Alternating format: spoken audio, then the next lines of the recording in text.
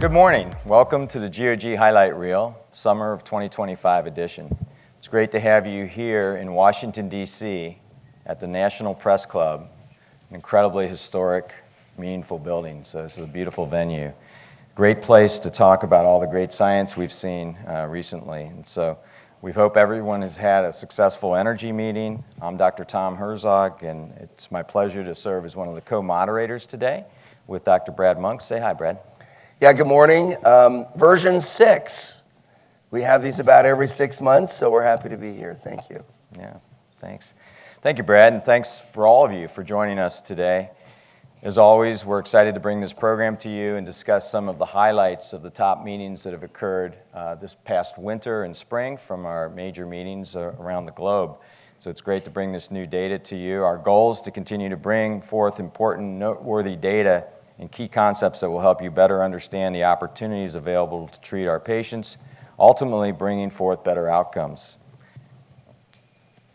So the GOG Foundation's mission is to transform the standard of care in gynecologic cancers. Our mission represents the goal for our patients, and purpose is to find new therapies for cancers that we treat. I want to thank our speaker leadership that's present today. We have a whole roster there: Rob, Dave, Bhavna, Ramez, Brian, and Leslie. And we have two special speakers today that are joining us as well. Linda, thank you, and Alex. We get formal introductions on all of them. You can see their affiliations on the last two slides here. Okay, Brad, let's get started. I want to turn it over to you and start the 2025 highlight reel. So there is a pretest. If you could just take out your phone and scan this. This is a CME accredited event. I'll show you a little bit about that. But we want to hear from you. It's just not physically possible to go to all the meetings. Not even for me, right? So how do we stay on top of things? You participate and listen in the highlight reel.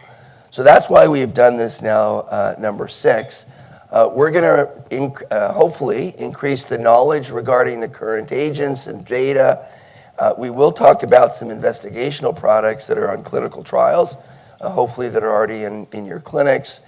And hopefully by participating, you will increase your competence. Next slide. So the disclosure is here.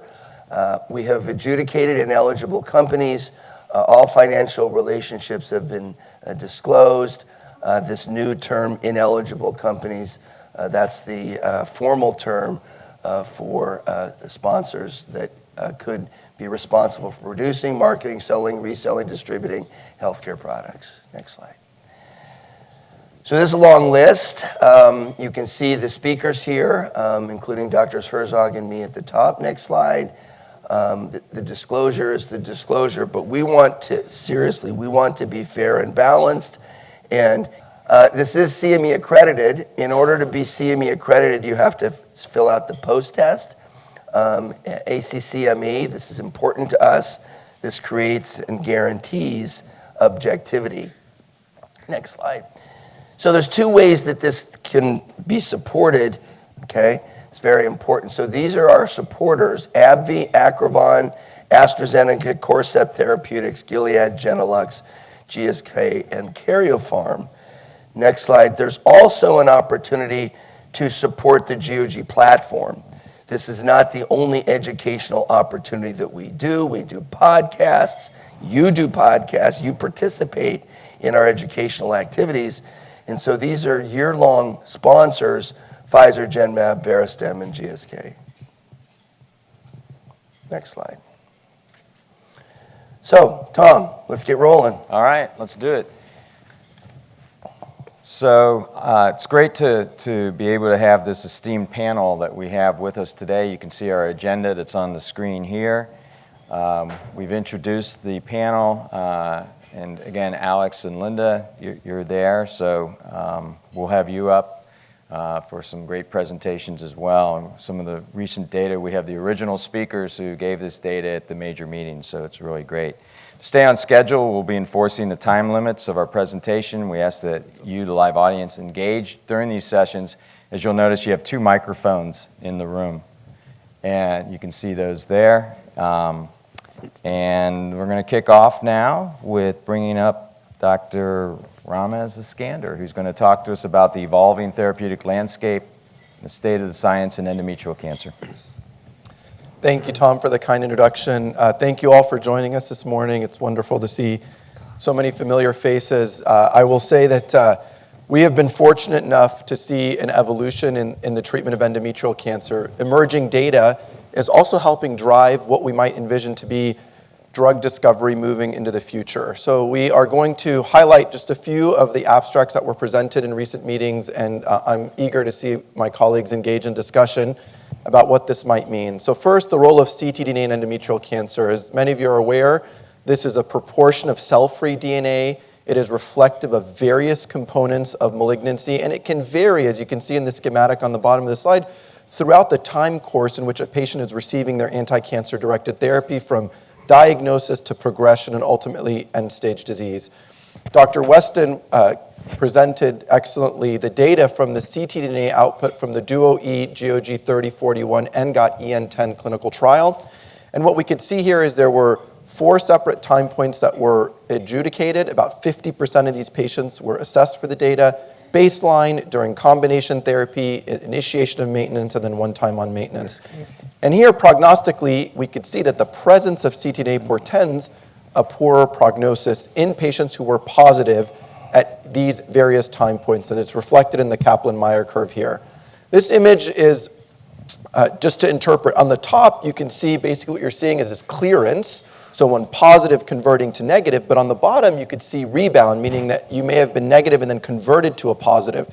And what we're seeing iteratively is from the control arm of carboplatin and paclitaxel layering on immunotherapy, and then ultimately with the third arm, olaparib plus durvalumab, you could see a difference in both these patients that are clearing, meaning responding theoretically to the therapeutic intervention that's being implemented, and those that are rebounding, experiencing progressive disease, potentially informing a way that we can think about ctDNA in clinical practice. But really, as was alluded to already, the questions are, and what I pose to my colleagues on the stage is, what do we do with this data? I will say that many of us are seeing a lot of ctDNA being pushed into clinical practice, being ordered, but what does this mean? You know, I know once one starts, we'll get going, but let me know, you guys, does this affect how you manage patients right now or no?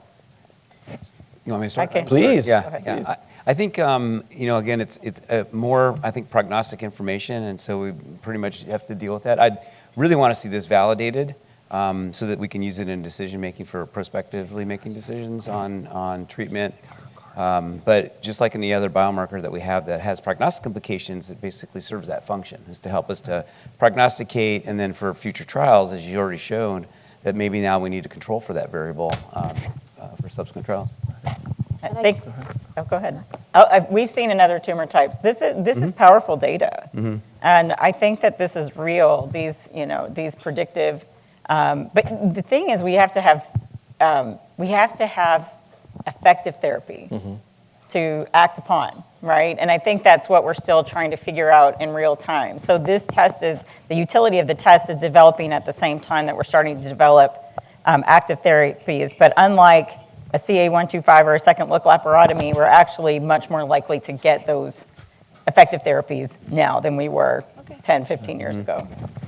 And I would really like to utilize the MRD assays for de-escalation, because I think we treat too many patients. And I think particularly in endometrial cancer, early stage, high intermediate risk, high risk, and also some of our therapies and duration of therapies, can we reduce the length of IO use? So I think all of these need to be evaluated in a prospective manner. Thank you. Thank you.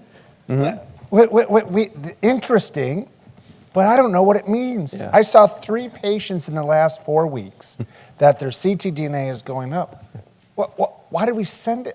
It's But you're 25 checking it? Going. They're serially checking it, and they're all nervous. And I'm not checking it. They were second opinions. Okay. And I'm like, what are we doing? We don't know what to do with the information because we need well-designed clinical trials to answer these questions about That's what's- I agree with that. de-escalation Agree with or that. escalation, Yeah. I agree treating with those who are going to most benefit. Go ahead, Brad. Gordon Rustin did the CA-125 Yeah. Yes. Exactly. trial. So this is the CA-125 for cervical and endometrial cancer. Yeah. So I mean, let's calm down. We know what it means. So it is- but it's just like a CA-125. And you use CA-125 for ovarian cancer. I'll bet you, Dr. O'Malley, and you don't lose your mind. So now let's not lose your mind. Well, he does. No, I actually He do. does Right. lose his mind. But you No, so also here's- but interpret here's- it, there is right? something You different. interpret it. There is something. Oh, go ahead. One thing that is different about this is that we can interrogate the actual material. Right. So the ctDNA, the DNA can actually be interrogated, which we couldn't do with CA-125. So there is potential for this to continue to iterate. And I don't use CA-125 to change treatment. I utilize it to potentially change the timing of a CAT scan. But I do not use CA-125 to change treatment without objective growth on the CAT scan or new disease. I I use have it a comment too. about this, but Dave, so if you have a biochemical recurrence of a CA-125, you've never in your, was it 60 years of practice now? Or, no, you've never given hormonal therapy just to treat it? I mean, if you haven't, then for you're who? If you haven't, then you're true what you Endometrial? No, In the last 10 Ovarian. years. Ovarian? All right. Ovarian. My comment is, this is great information, and we're learning a lot. Where do we incorporate this now into our therapy? I think it's a negative test, sort of Bob has alluded to in a de-escalation. But for me, a negative test in the potentially adjuvant setting, I'm more comfortable in not treating, not surveying as frequently. But it's a positive test that we sort of think we could predict in future. We'll Based just on see how it what? plays out. Yeah, I think the potential for the circulating tumor DNA is enormous. We do need to do the studies, but the potential is amazing.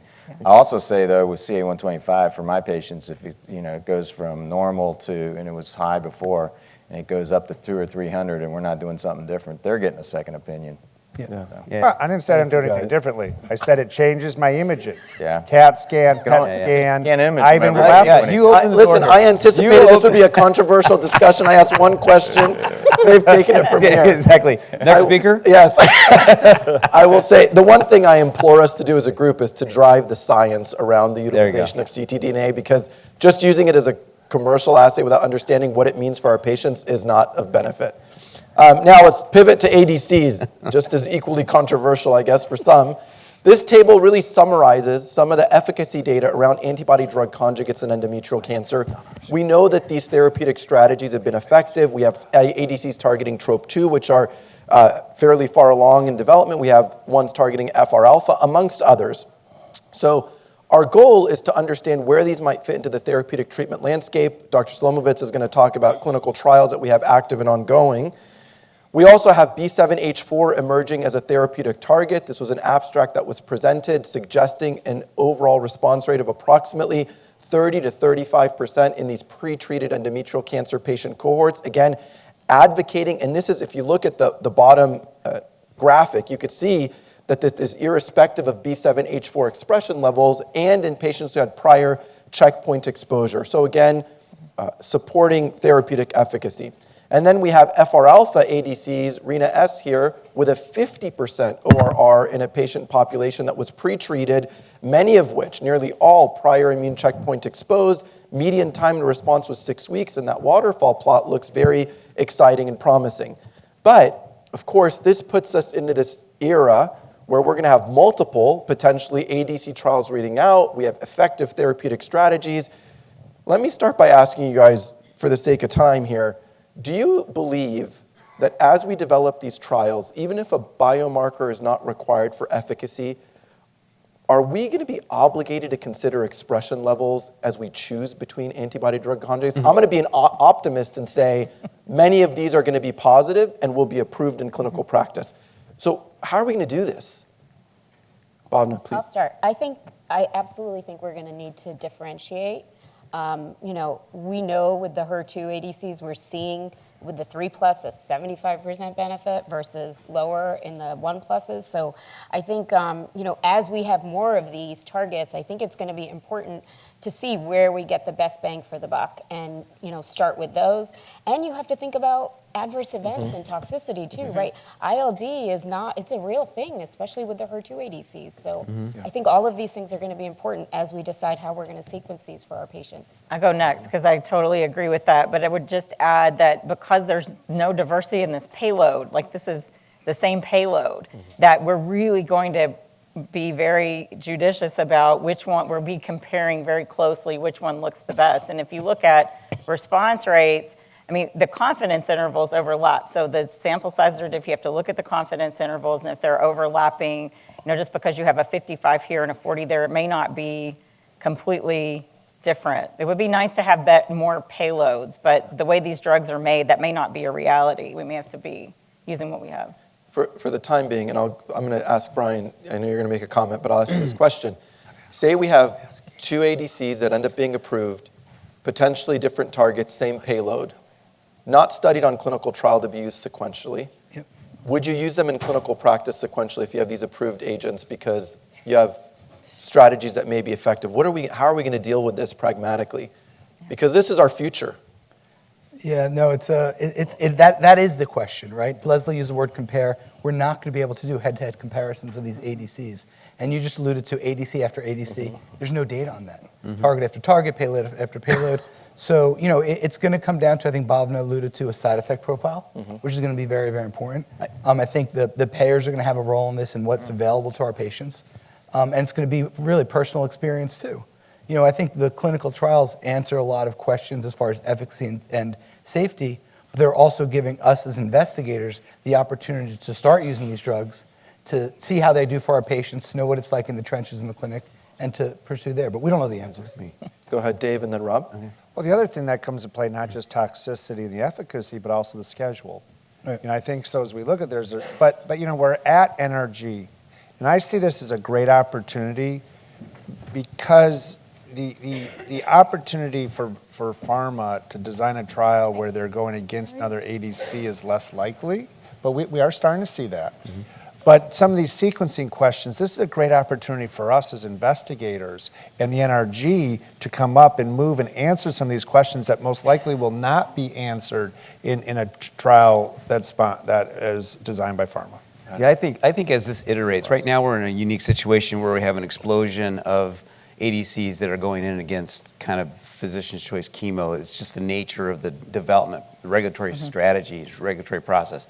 That's going to be over soon, and we're going to have new standards of care. So it's going to be kind of built into the system Treatment paradigm. and then it's going to be around innovation for the ADC itself. And there's a lot that's going to be done there. Some of that's already happening. So I think as a natural flow, we're going to see that's going to be a requirement. Is to be doing these against new standards. Yeah. Just one comment that hasn't been addressed.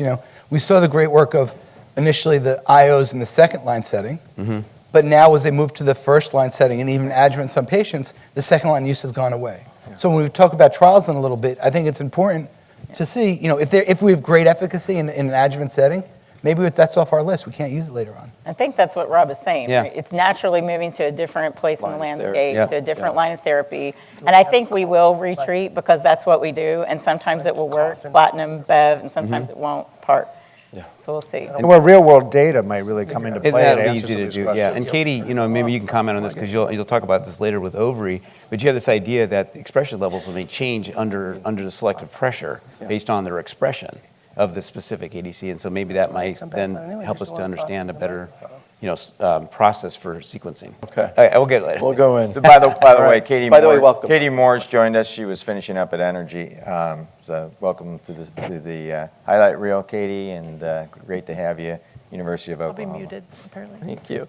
All right, so pivoting away from the antibody drug conjugates, that is not the only therapeutic strategy we're exploring. We're excited about various different treatment targets. This is just a graphic that buckets some therapeutic opportunities that have emerged in the endometrial cancer space. And so here we could see the selective CDK2 inhibitors. This is in patients with recurrent endometrial cancer. You could see that there's a difference between CCNE1 overexpression or amplification via IHC as well as NGS opportunities, there's a really meaningful difference in our ability to identify whether this would emerge in a larger proportion of patients or smaller based on what we believe to be a biomarker predictive of response. And we're seeing preliminary efficacy that is about 25 again to 30%, which is exciting. We also have non-IV or non-infused strategies in the endometrial cancer arena that are emerging. This is a combination of a Wnt beta-catenin and Krebs binding protein with lenvatinib, dual oral therapeutic strategies. This data was presented at ASCO in a poster presentation suggesting about a 50% ORR in patients who had no prior lenvatinib, 33% with prior lenvatinib.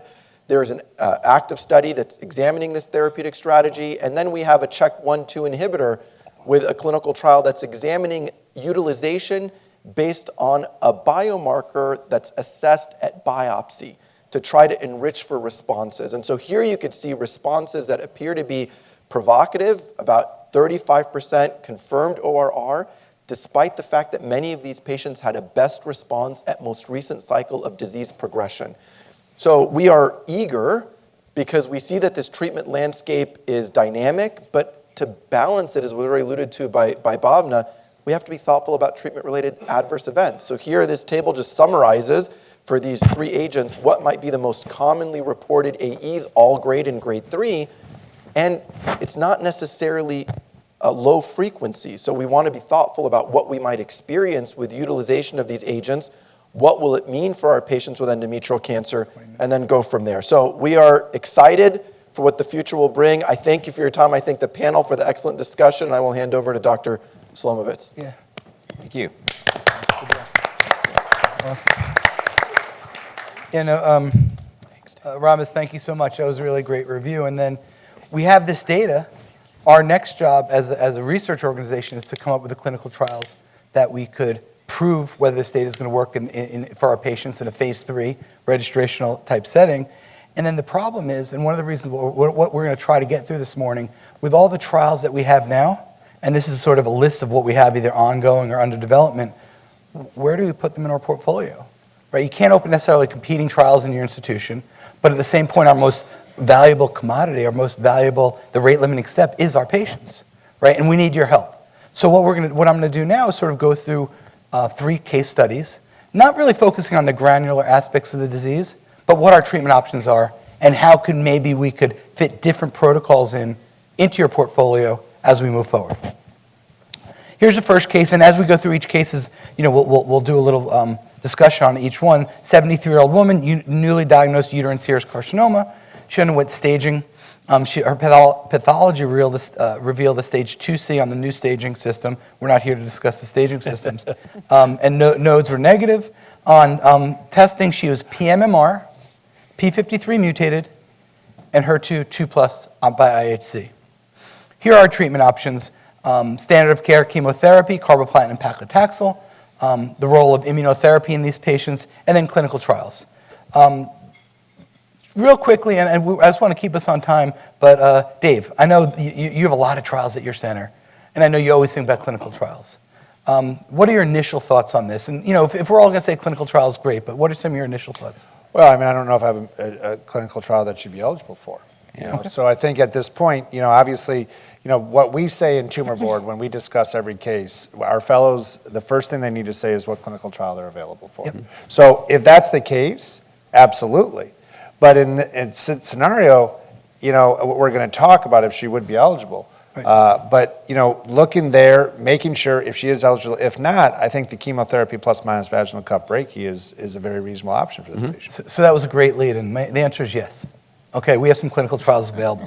Really quickly to answer the IO question, we're not here to focus on this, but to answer the IO question, we did B21.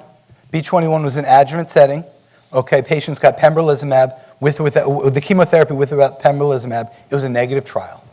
IO doesn't work, except for in a DMMR setting, which you can see here by the Kaplan-Meier curve. So this is an ongoing trial. It's done. It has NCCN suggested listing. Dostarlimab does have approval in the adjuvant setting in advanced stage disease. But let's move beyond this. Let's talk about clinical trials. 2 clinical trials I'll talk about in the adjuvant setting. This one is on clinicaltrials.gov. It's about to open within a month or so, being led by Kara Matthews, DEO2, GOG122. This is an adjuvant trial, okay, a randomized phase 3 trial, open label, trastuzumab deruxtecan versus standard of care chemotherapy, carboplatin and paclitaxel, with or without radiotherapy, up to clinician discretion, for those patients with HER2, 2+ or 3+ IHC. Ramesh, you and I, we've been talking about the adjuvant setting for a long time, and we followed B21 for a long time. What are some of your initial thoughts on this therapy, and is this too early to look at ADCs? No, I don't think it's too early. I think one of the principal considerations we have to think about is eligibility for these eligibility criteria for these clinical trials can also select for a very broad population of patients with different risk factors. Is it too early? Absolutely not. I'm excited to have trials like this that are moving antibody-drug conjugates, in this particular circumstance, a drug that we have data for efficacy in a HER2 2+, 3+ population to replace standard of care chemotherapy. I think this is, I'm eager to get this activated at our site, and so that we can offer it to our patients who would meet criteria, because I am looking forward to transitioning our standard of care strategies to more effective opportunities that may cure more patients. Rob? I think the one thing that's really interesting about this is that we use ADCs in a way that are based on expression of, of something on the cell surface that's going to bring chemotherapy into the cell. But this is actually targeting also an oncogenic driver. So these are HER2 expressing. In many cases, if we have these even amplified tumors, this actually has a dual purpose, and that's actually it's hitting an oncogenic driver. I think that the one thing we're missing here, Brian, a little bit, well, not missing, but just to say, in this adjuvant setting, this is a very high risk group. We know the recurrence risk is quite high, and we're all very excited about antibody-drug conjugates, myself included.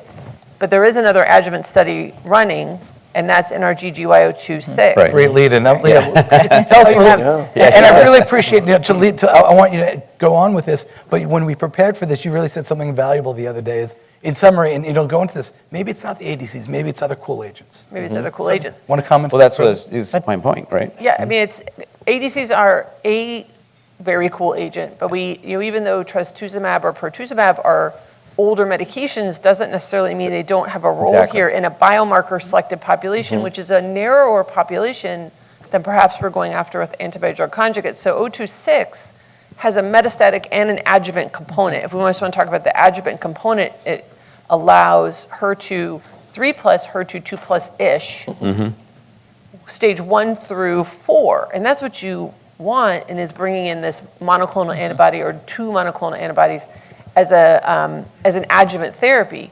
And I think, and we were just actually talking about this at NRG an hour ago, the need to collect the subsequent therapies on this, because the study you just presented with TDXD and this clinical trial may result around the same time, and we're going to do cross-trial comparisons, and we're going to have to really figure out, did the people with this particular biomarker, and then those patients with that biomarker on TDXD, did they do the same? Did this cure the same number of patients? What were the side effects, so that we can sequence things in the right way? So it's an incredibly important study, 026. Both are incredibly important studies. They're important together. Both need to get done. Because some people may not need an ADC. Just to clarify, though, so the agent defines the testing, not the disease. So for trastuzumab alone, what she said, in situ hybridization would adjudicate that. For TDXD, in situ hybridization has nothing to do with it. So that's an important concept. And many of these patients who don't yet have these studies open would give this patient arm 2, which is carboplatin, paclitaxel, trastuzumab, if ISH positive. Right, but since both are included in both studies, you can then, through this cross-trial comparison, raise the question is whether or not we need Taxol carbo. Right. We got to go forward. Exactly. We're on the adjuvant setting, and Jen is going to yell at me. So it'll be all driven by the TDX. So we could talk about endometrial trials all morning. So the patient was enrolled into the randomized controlled trial, trastuzumab deruxtecan versus chemotherapy. She was randomized to standard of care. 10 months, she had recurrent disease with liver metastases, peritoneal carcinomatosis. What are our options here? Standard of care, carboplatin and paclitaxel immunotherapy. She hasn't had immunotherapy yet. And then clinical trial options. Let me dive into this because, again, I want to make sure we keep on time, and we're going to talk about these. So far, pretty cool, 2 adjuvant trials, which I'm not sure if you knew that or not, but that's why we're here to educate. This is the IO data. These are 4 landmark trials. We don't have to go through this, but it changed the world. March 2023 in the afternoon, Ramez Iskander and Mansour Mirza. 3098. This is DE01. This is a study that's being led globally by Vicky Macker. This is a 3-arm trial. Patients HER2, 2+ or 3+. 2 of the 3 arms don't have chemotherapy. They're looking at trastuzumab deruxtecan with their new bispecific, trastuzumab deruxtecan with pembrolizumab, or the standard of care carboplatin and paclitaxel with pembrolizumab. Bhavna, I know you've been really passionate about HER2 going in the first-line setting. What are some of your thoughts on this, and what are your concerns? Strengths and weaknesses in your mind. Yeah, my biggest concern is, we're looking at a TIGIT bispecific in endometrial cancer, and I haven't seen any efficacy data that convinces me that this is the best treatment for these patients. So that's my biggest concern. Otherwise, I think it's great that we're looking at TDXD. I think it's a really promising drug, and I think my concern is just that first arm. But you have at least the PD-1, right? Yeah, and you do. have it designed really well so that you're comparing. You have that pembro and the control arm. I think, patients are going to be really interested in this study because they're looking for these targeted therapies. And HER2 has become something that they actually know or asking if they have or not. They're reading about it. It's a great study. So biomarker specifically designed trial. Ramez. I'll say the other part of this that's going to be really interesting for us is we know that's differential efficacy based on HER2 IHC expression. The prior trials were relatively small in number. Now that we have these larger studies that are going to enroll many more patients, it's going to be interesting to see really what is the magnitude of benefit difference between these IHC expression levels, because the control arm is an effective regimen that's being employed. So what delta might we see, and how might that impact the results of these studies? So excited to see how it plays out. Biomarker-driven, biomarker-identified first-line trial. Here's another first-line trial. Okay, this is looking at the TROP2 ADC, GOG 3119, in a maintenance setting. Okay, first-line trial in a maintenance setting. All patients get chemotherapy. For those patients that don't progress, they get, in the maintenance setting, pembrolizumab plus minus sac-TMT. Another unique aspect of this trial is that if they progress on chemotherapy, they get the opportunity to get sac-TMT with or without pembrolizumab. Brad, you're leading this trial. What are some of your thoughts right here? Yeah, so I don't, and you don't want to give chemotherapy to patients that don't need it. So if you have a CR here and you're on the sacituzumab deruxtecan, you can stop at 6 months. There's no reason to continue it. Okay, that's the first thing. The 18-month of maintenance was informed because that covers the most common time to recur, which just happened to be the pembrolizumab label. And third, you don't need to wait for a biomarker to enroll. So you just have to have the tissue received, and then all patients are enrolled, and that's a really important differentiator. So those two things, everyone is eligible according to histopathologic factors, and you have a chance to stop at 6 months, because at the end of the day, this is fancy chemotherapy. Katie Moore, I want to ask you a tough question. I always call you with tough questions, so you're my go-to with tough questions. If you have both trials open, which one are you going to put a patient on? This is going to be the ongoing ADC and maybe even bispecific question, because we don't know the predictive value of all of the biomarkers yet. If it's a 3+ HER2, it's a no-brainer for me. 2+ is almost a no-brainer, but to Ramez's earlier point, we have very limited data in public domain about the predictive value of 2+ IHC, not just for response rate, but duration, which is really the surrogate for PFS that we care about. You care about response. We're all like 50%, woo. But if it's 5 months versus 12 months, that's what you care about. Yeah. And so at this point, I don't have enough data to really kind of parse out the biomarkers, but I am driven, by biomarkers, and so I'm personally more likely to put someone on a biomarker-directed therapy if I know the biomarker is there. Right. But the flip side is that I know the biomarker's there because it's on all my assays. So I know, my HER2, I know my folate for ovary. I don't know TROP2 because maybe it's super high, and then it would change my mind. But I don't have that because it's not commercially tested. So it's a little bit of an unfair comparison because you're picking based on a biomarker that's routine, and we don't have all the other biomarkers yet to even know if it's there or not there. So we're kind of operating in the dark a little. Tom? And we don't know if, TROP2 expression matters, right? We don't know that. Because it's positive. And But it's very high, We haven't right? It's confirmed. positive Yeah, in almost exactly everyone. I'm going to go to Tom for the last word on the first line, then we're going to move forward because we have to stay on time. Tom? Yeah, I was just going to say for 3098, for me, 2+ is, I'd do that in a heartbeat. You have a biomarker directed. I think that would be my choice, is to go biomarker directed first and then go to the second one. with a 1 in 3 chance of relevy. And again, just to reiterate, I'm not as pessimistic about that. to reiterate the need that we need you Adverse guys events. involved. This is now, we talked about 2 adjuvant trials, 2 first-line trials. This patient went on to 3098, the HER2 biomarker trial. She was randomized to carboplatin and paclitaxel pembrolizumab. She was treatment options here. 6 months later, she had recurrent disease. Treatment options. Let's just go through these. This is now in the recurrent setting, second-line setting. We have a couple of ADC trials again. So this patient was put on 2 trials, and she didn't get the ADC yet. This is the first GOG 3104 being led by Ramez Iskander, second-line setting, post-platinum, post-IO. Patients are randomized to sacituzumab govitecan versus standard of care, which is either doxorubicin or weekly paclitaxel. Similar trial. Okay, and then we'll talk about both briefly. Similar trial in this setting, second line, GOG 3110, Blue Star endometrial 01. Standard of care arm's the same, weekly paclitaxel, doxorubicin, and then the experimental arm here is a PUC-SAM. Used to call it PSAM, but we're not allowed to call it PSAM anymore. Primary endpoints PFS, OS. Dave, what are some of your thoughts about these 2 trials? It points to the opportunity to have 2 trials in the same line of therapy. We try to have as much as we can, and we have amazing support at our cancer center, so I can have 2 trials in the same line. Because to your point, if they do get investigator's choice, I think this trial is allowing 1 to 3 priors.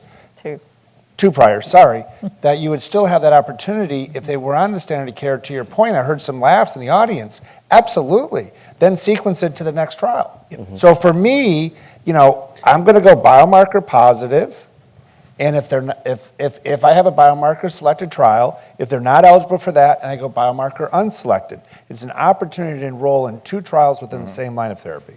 Rob? Ramez, and when you give your answer, this is the first time we're talking about a B7H4 ADC. So with your answer, just talk about that briefly. Ramez?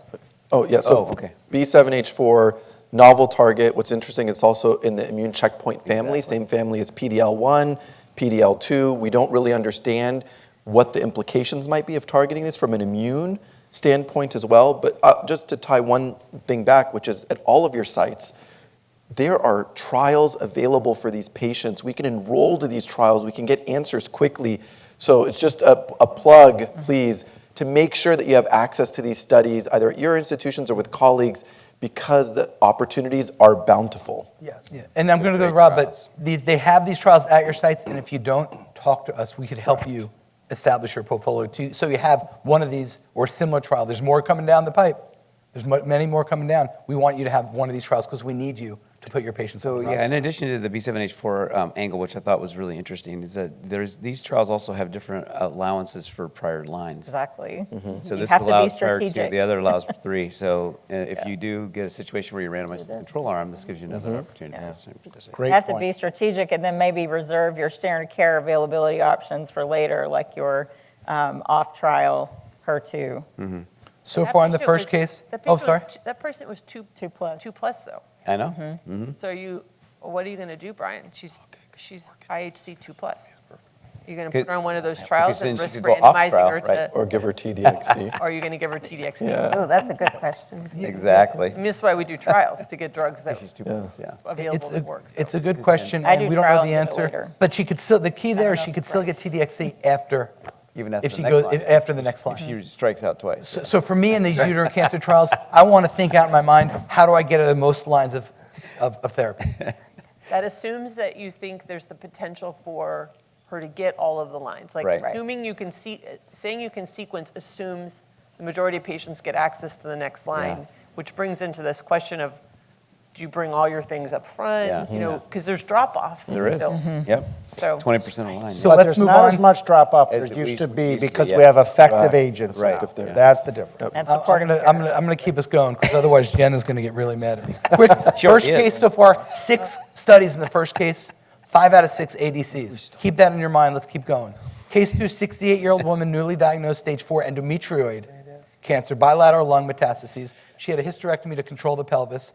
IHC P53 wild type, ERPR positive, HER2 no expression. She had a PIK3CA mutation as well. Treatment options, carboplatin paclitaxel, IO, with or without IO, she's PMMR, or clinical trials.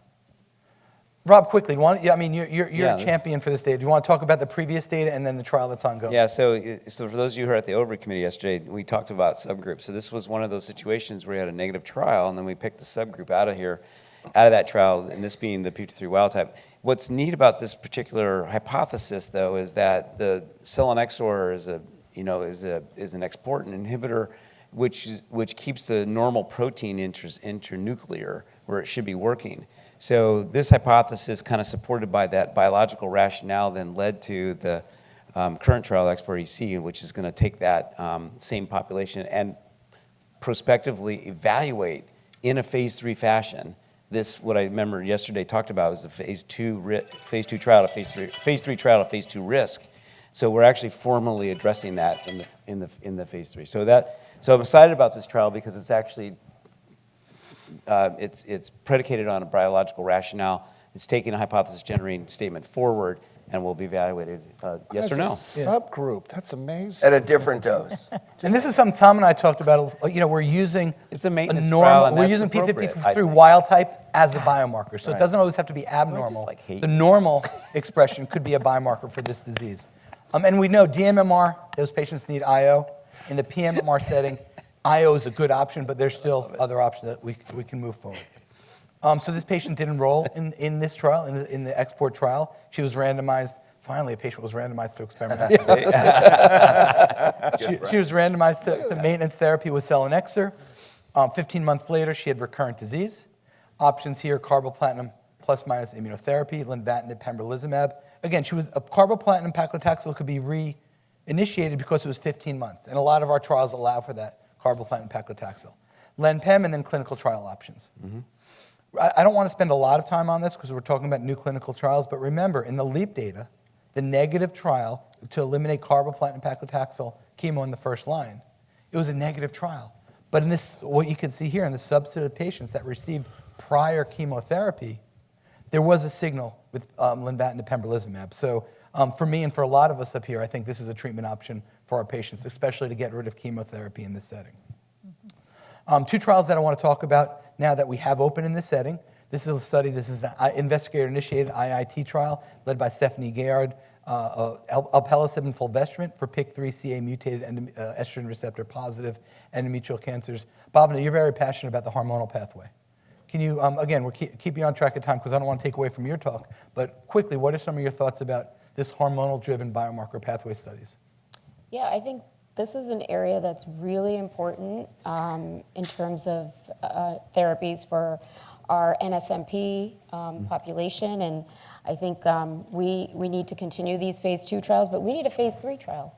And I think it's we're ripe for a trial, phase 3 trial, where we actually establish this as a standard treatment in endometrial cancer. And And I know thanks to you're Dr. working on- Herzog and the board of directors for supporting the investigator-initiated trial component. I mean, that's a very important aspect of this. Yeah, no, that's a great point. Another option here, Ram, as you're very much involved, this is looking at PIK3CA and mTOR combination inhibitors with weekly paclitaxel, sponsored by Fife. What are some of your thoughts? And at the end, add in this dietary component to this. That's what I think is actually intriguing about this. So again, a biomarker-informed therapeutic strategy, because these patients are obligated to have an aberration in the PI3 kinase AKT mTOR pathway. dual combinatorial approach, preliminary data suggesting efficacy in this patient population, although small numbers.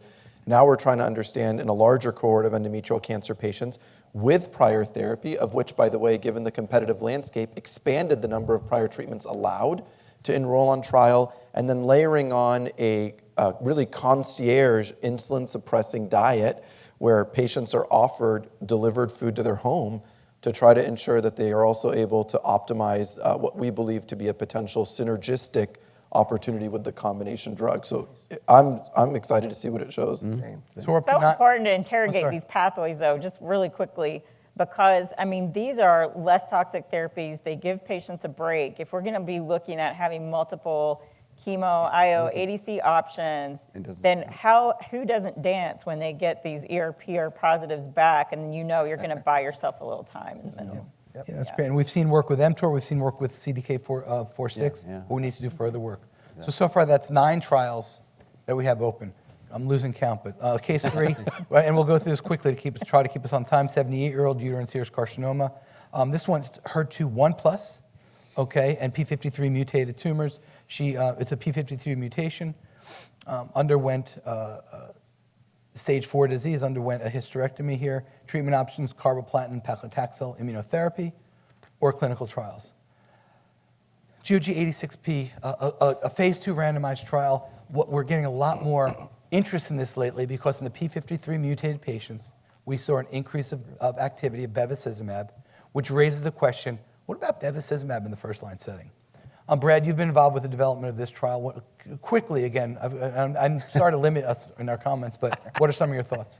Yeah, very quickly. So we know that anti-VEGF therapy overcomes intrinsic IO resistance. And we probably think that bevacizumab is more tolerable than lenvatinib. So this does it. You showed us the data that bevacizumab, carboplatin, paclitaxel is now at level 2A on NCCN versus Ruby or GY018, and then the quadruplet.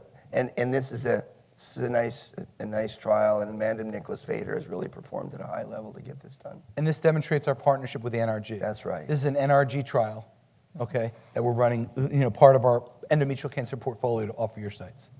And then we talked about this, another option for this patient, this is duplicative, we showed it earlier, is 3119, which is the SAC-TMT in the maintenance setting. Don't want to focus on this. She enrolled in actually the 3119, the SAC-TMT trial. She too was randomized to the treatment arm. That's nice in the maintenance setting with pembrolizumab. 9 months later, had recurrent disease.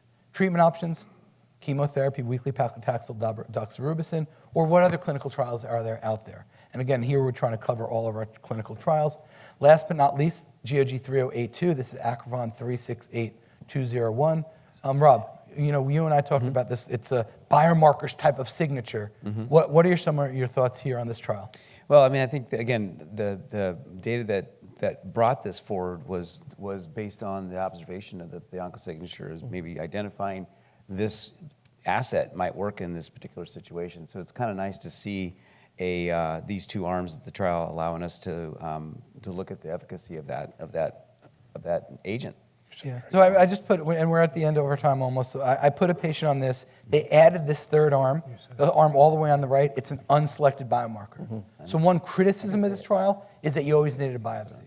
Now we've overcome that. You can put your patients on this trial that don't have the biomarker testing. And Ramez showed there's good data on this during his presentations. That's what I have. I just want to, in my last minute, 30 seconds, these are the trials that are open. There's very, very, very similar type of trials and better trials also in our pipeline. So we can work with you. Some of those the companies don't even let us know what the schema are yet, but they're coming down. So this is a snapshot of what's going on now. It's only a snapshot. There's many, many more to come. And we need your help. I said it like 3 or 4 times in putting patients on these trials. Thank you for your time. Thank you. Great job. Good job.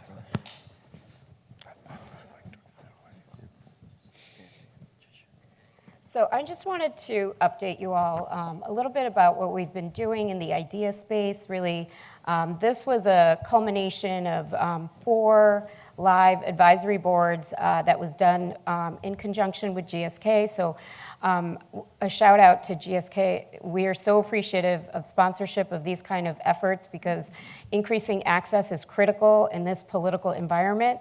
And it was really, and I know everyone who participated is really grateful for being able to be a part of this work. And so we presented this at SGO, and what we did was we looked at different racial and ethnic barriers across different groups. So we had African American, Hispanic, Latino, AAPI, and some of the things that came up. So with the Latinx community, they were really worried about immigration issues. And with the Black community, it was more that there are molecular differences, and in the Asian community, they used a lot of traditional medicines, and so there was a lot of fear in terms of clinical trials. So this actually culminated in a manuscript that was just published, and you can access that with our QR reader. This was another abstract that our resident, Charlie Carpel, put together.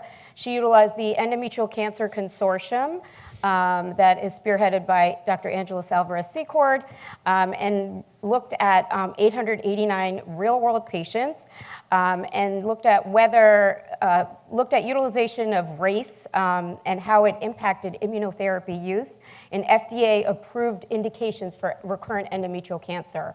And only 64% of patients who had approved indications actually even received immunotherapy.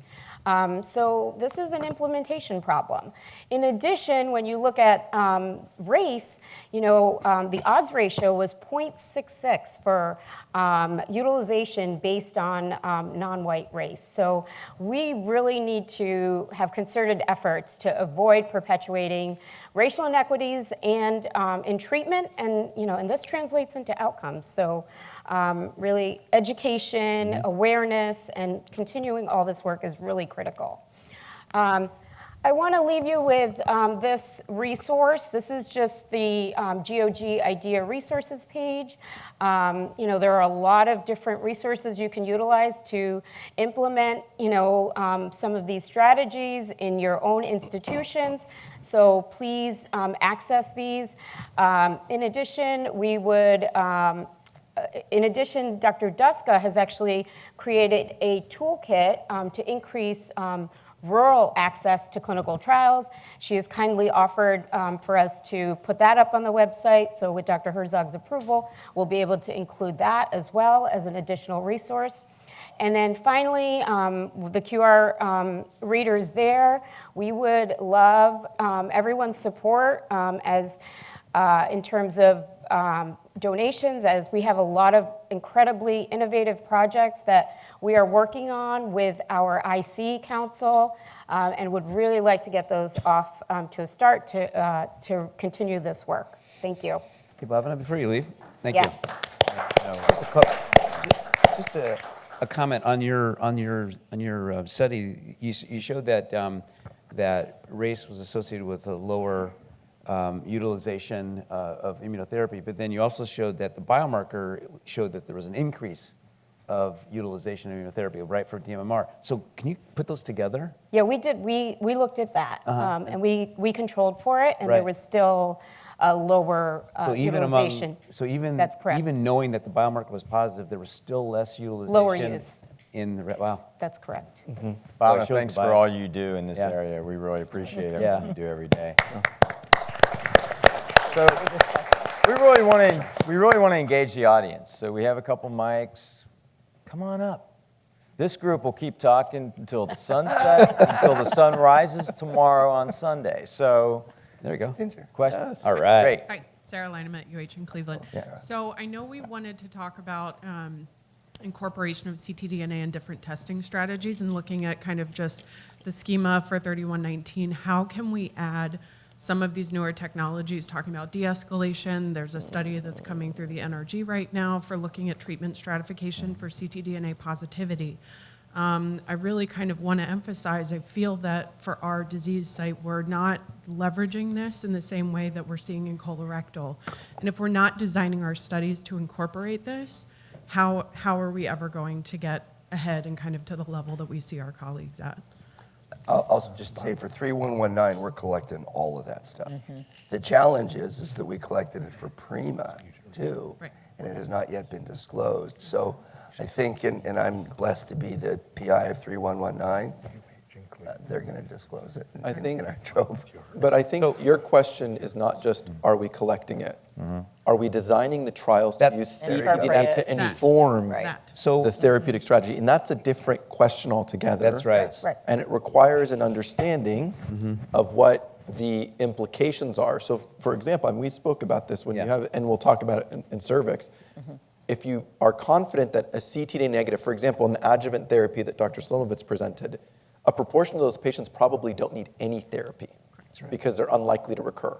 But have we proven, first we have to prove that a ctDNA negative patient doesn't need therapy. Then when we do that, we can design a trial to escalate or dose escalate or treatment escalate Treatment a escalate. positive That's right. patient. And I think you're spot on. We have to do that, and we have to find the patients and open these trials to be able to answer these questions. Thank How you, do we Sarah. leverage the commercially collected data that some of us, not naming names in Northeast Ohio, but that we can leverage some of the data that we're collecting commercially because we have, some of these relationship with different industry partners to share that information so that we have it. And I think finding a way to do that either within the GOG or energy infrastructure is really helpful. I think pressure that we're Yes. not going to use it without data, Yeah. maybe. Or- Ask. Or the NRG pathway is a little Yeah. bit less Right. sponsor-driven, which is an option. Correct. Next question. Hi, Josh Cohen, City of Hope. Thank you guys. Great work. Obviously, we love everything that we're doing with the GOG. You presented a lot of molecularly driven data. One of the just basic questions I have is that in your practices, what are you asking for right now, endometrial cancer up front? HER2, we're getting with all our serous patients, all our carcinosarcoma patients, but we know there's a lot of variation even in the IHC testing, what those results come out as. So in your institutions, what are you recommending right now for at least endometrial up front for all these trials? That's a great question. I think now with these adjuvant trials up front, we used to say, well, if it's recurrent and metastatic, we'll do some of these testing. Up front now, P53, HER2, ERPR, MMR testing, I think is at the least you can do. A lot of us are doing next-gen sequencing up front. Why is that? We're looking for a potential target in earlier on, but also so we have it later on. As I mentioned earlier, planning out what our next lines are Right. is an opportunity. I don't think we're doing that in early stage, though. Yeah, not in low grade Early stage, They we're do. not doing next gen, at least we're not, because it's not CMS covered, Yes. and I don't take care of people that have a lot of extra cash. So we have to be very cautious. But I agree with you, we're doing in local testing, Yep. Yeah. TP53 IHC, HER2 IHC, ERPR, and if they're on study, we were talking about this last night because there's studies with POLE. We're struggling with that a little bit. Yeah. Agreed. For the early stage because it's not covered in that you can't send next gen, which because we send everything out. And I So think, that's a bit of a tension right now. what'll save you guys a lot of time, all of us a lot of time, is educating your pathologist. Just Yeah. to request that So- every single Yeah, patient absolutely. is so Absolutely. annoying. Yeah. Yes. Right, and they invariably they miss something. Yeah. So it's Very an frustrating. education. Yes. This is what we want. This is what we need, and getting them on board. Always. That's Absolutely. right. Next question.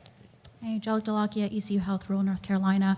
So my question is more idea-focused, looking at equity and access, and sort of changing the question a little bit to ask how we are looking at rurality from both a foundation and a trials and an assessment standpoint.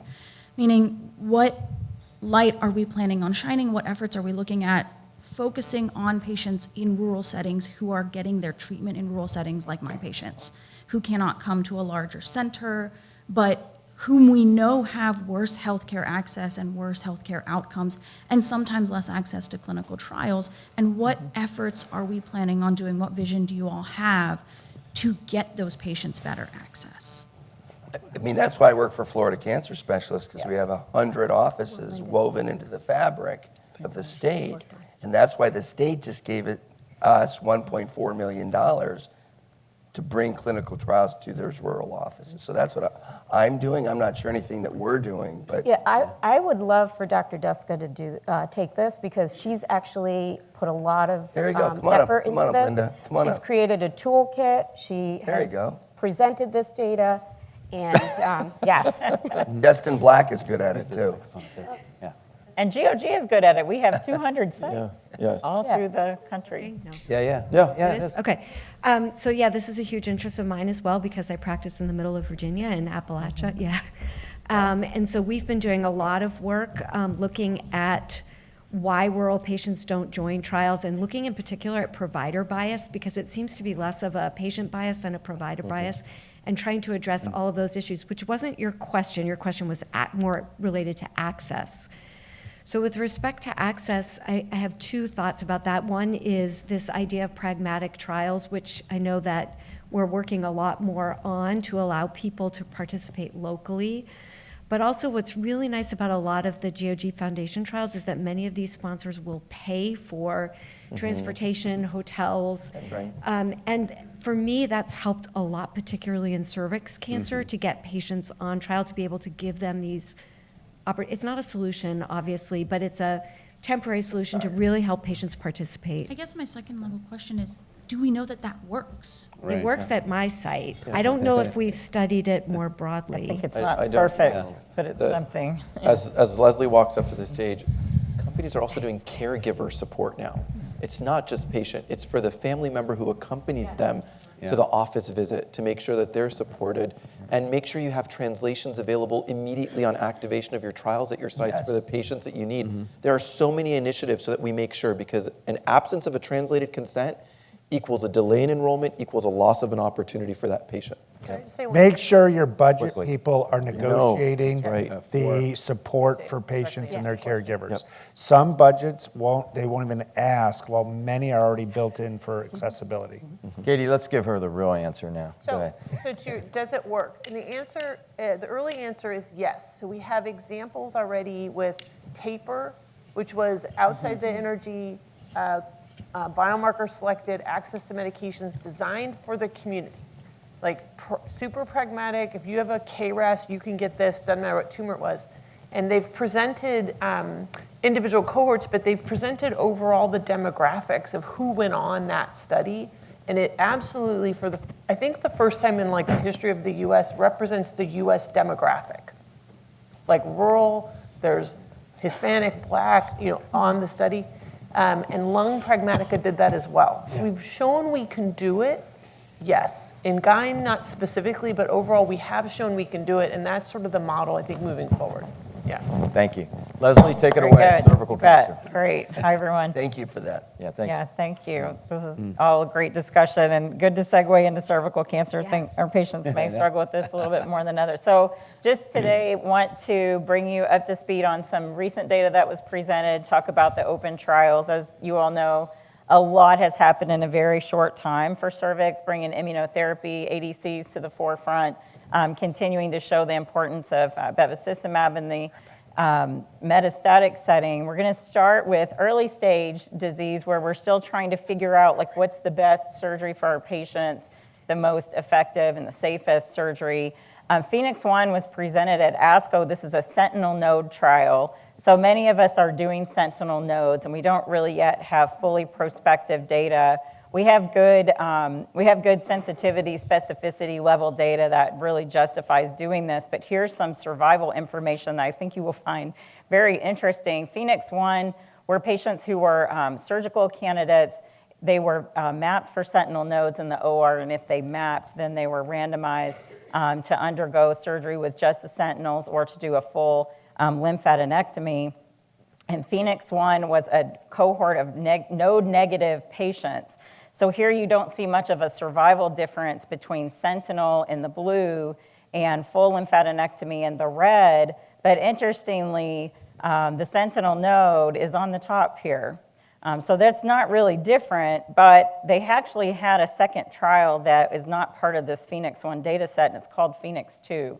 So Phoenix 2 were patients who were node positive. And I think here you can look and see that the patients who had sentinel node had at a better survival, and fairly significantly so, than the patients who had full lymphadenectomies. And I think that if you look at, this is counterintuitive and not really different, but when you look at this bigger difference, this is also counterintuitive. However, they're consistent between the two groups. And this is all patients who went on to receive adjuvant therapy, so it's hard to sort out the contribution of that, but it's fairly equal between the two groups. This trial was ended early because of this difference, and because in between the two trials you can see a huge difference in patient outcomes after sentinel versus full lymphadenectomy. So I think this is data that kind of supports what a lot of us are doing. We'll get this data set in ROC. So in ROC, we allow sentinel node or sentinel with full dissection or full dissection only. We're split among the groups. The sites were split about 30-30-30 in how we're doing our nodal assessments. And so it's not the primary endpoint of the study, but we'll get good data and a large sample size, 840 patients from the ROC trial. So just to plug this trial to continue to enroll this study, we're about a third of the way done, which is really exciting. We've invited our colleagues from Brazil and Korea to join us, and they're doing great as well. I'm going to turn this over to Dr. Duska, who's going to give us the final OS for Keynote A18, which is one of our most exciting studies. Yeah, I'm really excited to be here today to present this study, and was also very honored to present it at ASCO just this past few months ago. So just to remind you, I'm going to call this Keynote A18 because the name of it is way too long. This was an international randomized double-blind trial of patients with locally advanced cervical cancer, and it's important to remind everyone the definition of locally advanced cervical cancer in this study. So this was done by 2014 FIGO staging, not the current 2018 that we use now. And patients were allowed on trial if they had 1B to 2 FIGO 2014 disease that was node positive, or stage 3 to 4A. So this was a very specific high-risk population of patients. The study accrued very quickly over a 2-year period from 2020 to 2022, and just to remind anybody who forgot, that was during the pandemic, so it was pretty amazing we accrued that quickly. And it had 2 primary endpoints, progression-free and overall survival. It also had 2 pre-specified interim analyses. So the analysis I'm going to present today is the final analysis, and that was intended to be descriptive only, so there are no statistics attached to that. The first analysis was conducted at an 18-month median follow-up, so very early in the trial. And the second one was at 30 months. So this final analysis is at 42 months. It gives us a lot more data with respect to longevity of response, but also safety. So the study met its progression-free survival endpoint at that first interim analysis, which was really remarkable and exciting for everyone. And at that time, with only 18 months of follow-up, there was a statistically significant improvement in PFS with a hazard ratio that was 0.67. Here you see the results at final analysis. So this is now after 42 months of follow-up. And when you look at this graph, you can see all of the little eyelashes on the graph. That's censoring. And what we see here is that the censoring is moving farther out to the 24 and 36-month time point. So we're seeing a lot less censoring earlier on, and that's to be expected with a 42-month follow-up. You can also see that the separation in the curves continues from 24 months all the way to 36 months and even further along, which is really encouraging with respect to the long-term follow-up in this final analysis. The curves fall off at the end because of, again, censoring. And you can see at the bottom in the really small print, there are very few patients on the curve at the end of the curve, and that's why we see the curves do that. So very encouraging. But what's even more encouraging, I think, is the overall survival. The interim analysis 2 on the left, again, this was at about 30 months of follow-up, and the trial met that overall survival endpoint as well, with a statistically significant hazard ratio that you can see there on the slide. Again, these curves are smaller, so you can see the eyelashes even better. the censoring that you can see. When we look at interim analysis 2 on the left, sorry, I called it eyelashes. I like That's that. bad, right? I like it. I mean, I call them tick bristles, marks, maybe? so that's actually cool. I like eyelashes. Tick marks, okay, tick marks. So you can see that the censoring in interim analysis 2 really starts right around 12 months. That's where the lines get very thick. As we move out and we're following patients for longer, the censoring moves out. And so you can see we're following these patients over time, and you can see the censoring moves out to 24 months at the final analysis. We still have the same essentially hazard ratio, and also reassuringly, we have the same overall survival in the experimental arm at the 36-month time point. Several people have asked me since the ASCO presentation, why do the curves at the final analysis seem like they're going across? And again, the reason for that is because these data are not mature after that 42-month time point. So we're looking at a lot of censoring moving past to the end of the curves there. Post-progression therapy is really important because it informs overall survival. And as we moved from interim analysis 2 to the final analysis, we saw an increase in the use of IO as well as antibody drug conjugates. This is to be expected, but this is also obviously going to influence overall survival. And then if we look at this forest plot, I want to draw your attention to the FIGO 2014 stage differences. So again, in this subset analysis, the majority of the groups favored the experimental arm, and this did not change very much from the interim analysis 1, interim analysis 2 to the final analysis. When you look at the 1B2 to 2B group, overall that group does favor the experimental arm, but the confidence interval crosses 1. Note that the events in this group, the percentage of events is only 21%. It's very low. But this was the data that the FDA used when they decided on the label for pembrolizumab in this setting, so it's just important to note this. And this study, GOG 3092, is a really interesting study looking at a novel bispecific antibody that I can't pronounce. Well, Volrustomig. thank you. Volrustomig. So this study is going to answer some important questions. It's accruing globally currently. It's a very similar patient population. The drug, the experimental agent, is not being given during the radiation. It's only being given after. And I think this sequencing question is one that we really still need to explore, and that sequencing is really important. And this is a very interesting, as I said, novel bispecific antibody against PD-1 and CTLA-4. And so we really look forward to seeing these results. And I'm going to turn it back over to my colleague.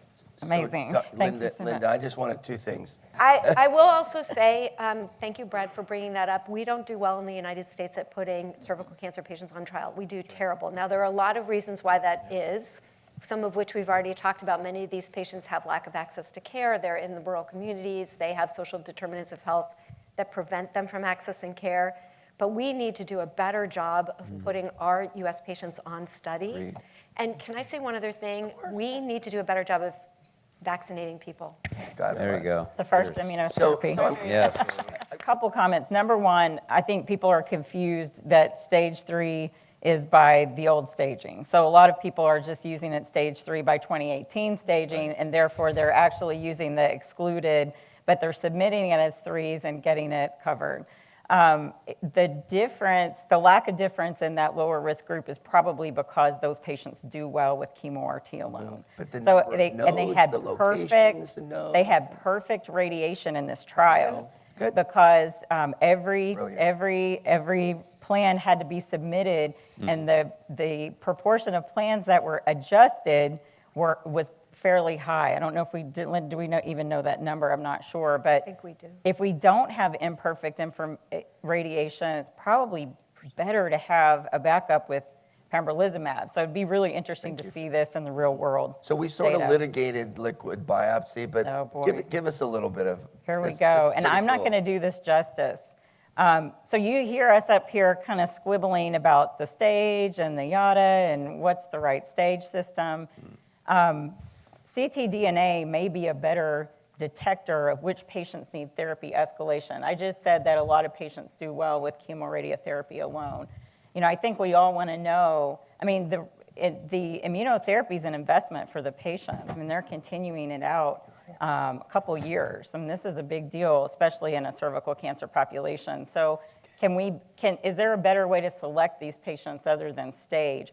So I put the QR code on here because I'm not going to do this paper justice. This paper is chock full of provocative, new data. So please pull this paper and read this. This was presented at ASCO by Professor Maedav from UC San Diego. This is ctDNA data, tumor-informed, from the CALA trial. So you remember CALA was similar to A18, slightly lower risk population, and showed no benefit of durvalumab in the chemo-RT setting. So they went back and looked at ctDNA in this population.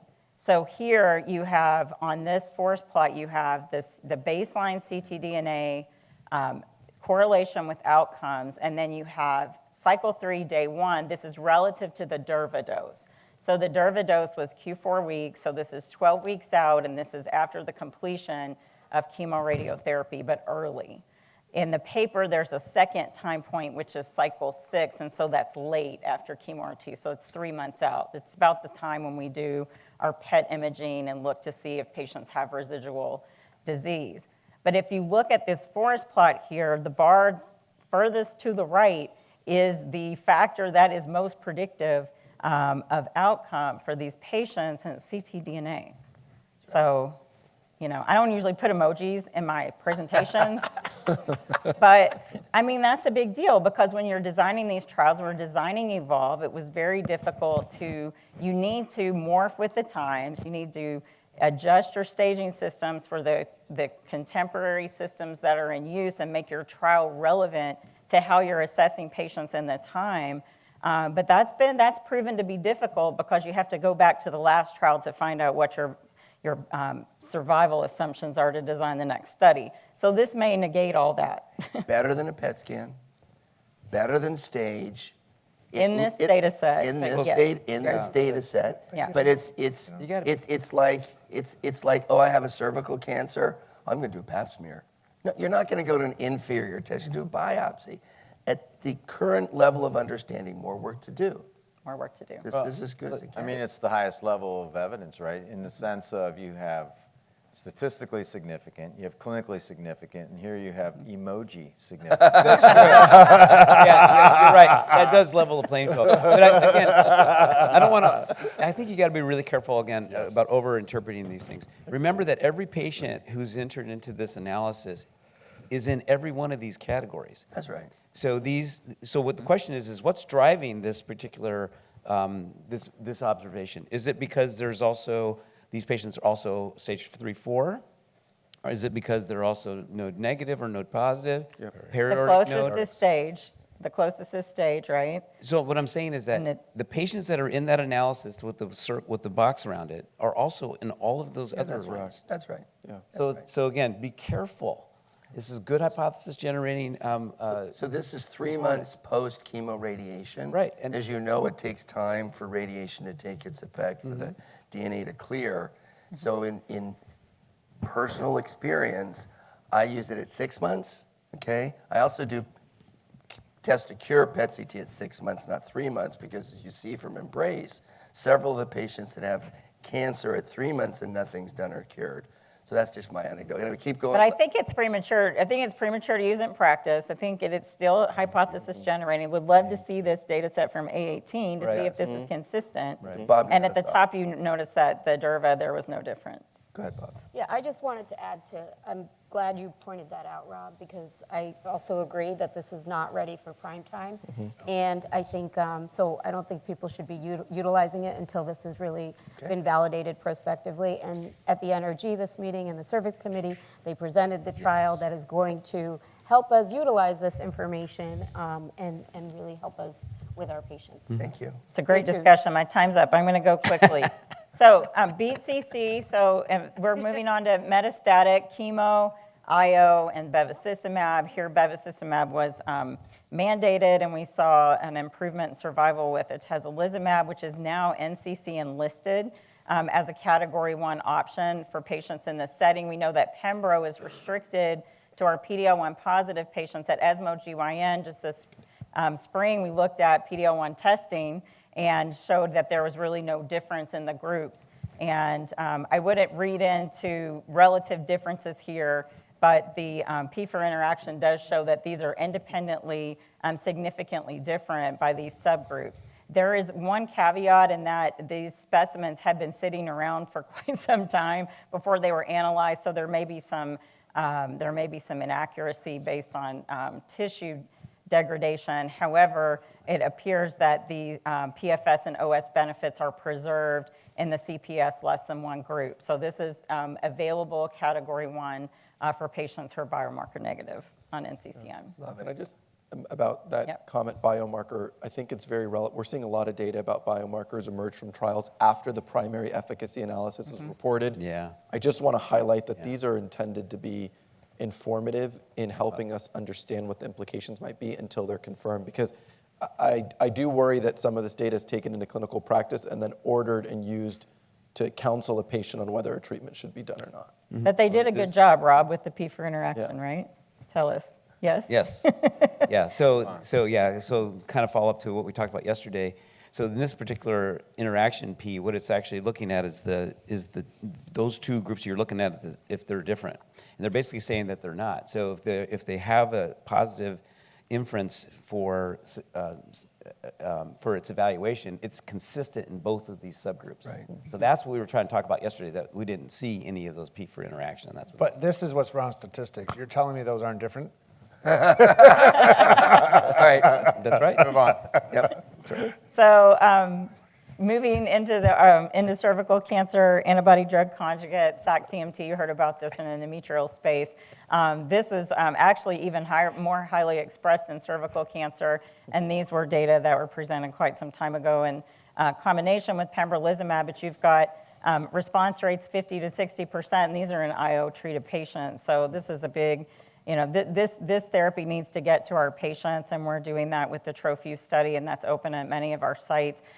This study is accruing very well globally, so we won't have access to this for a long time, so please get your patients enrolled in this study. It is restricted to that second line setting, so you've got to get them on at just the right time, and it's versus physician's choice chemo, which in the U.S. will most likely be tisotumab vedotin.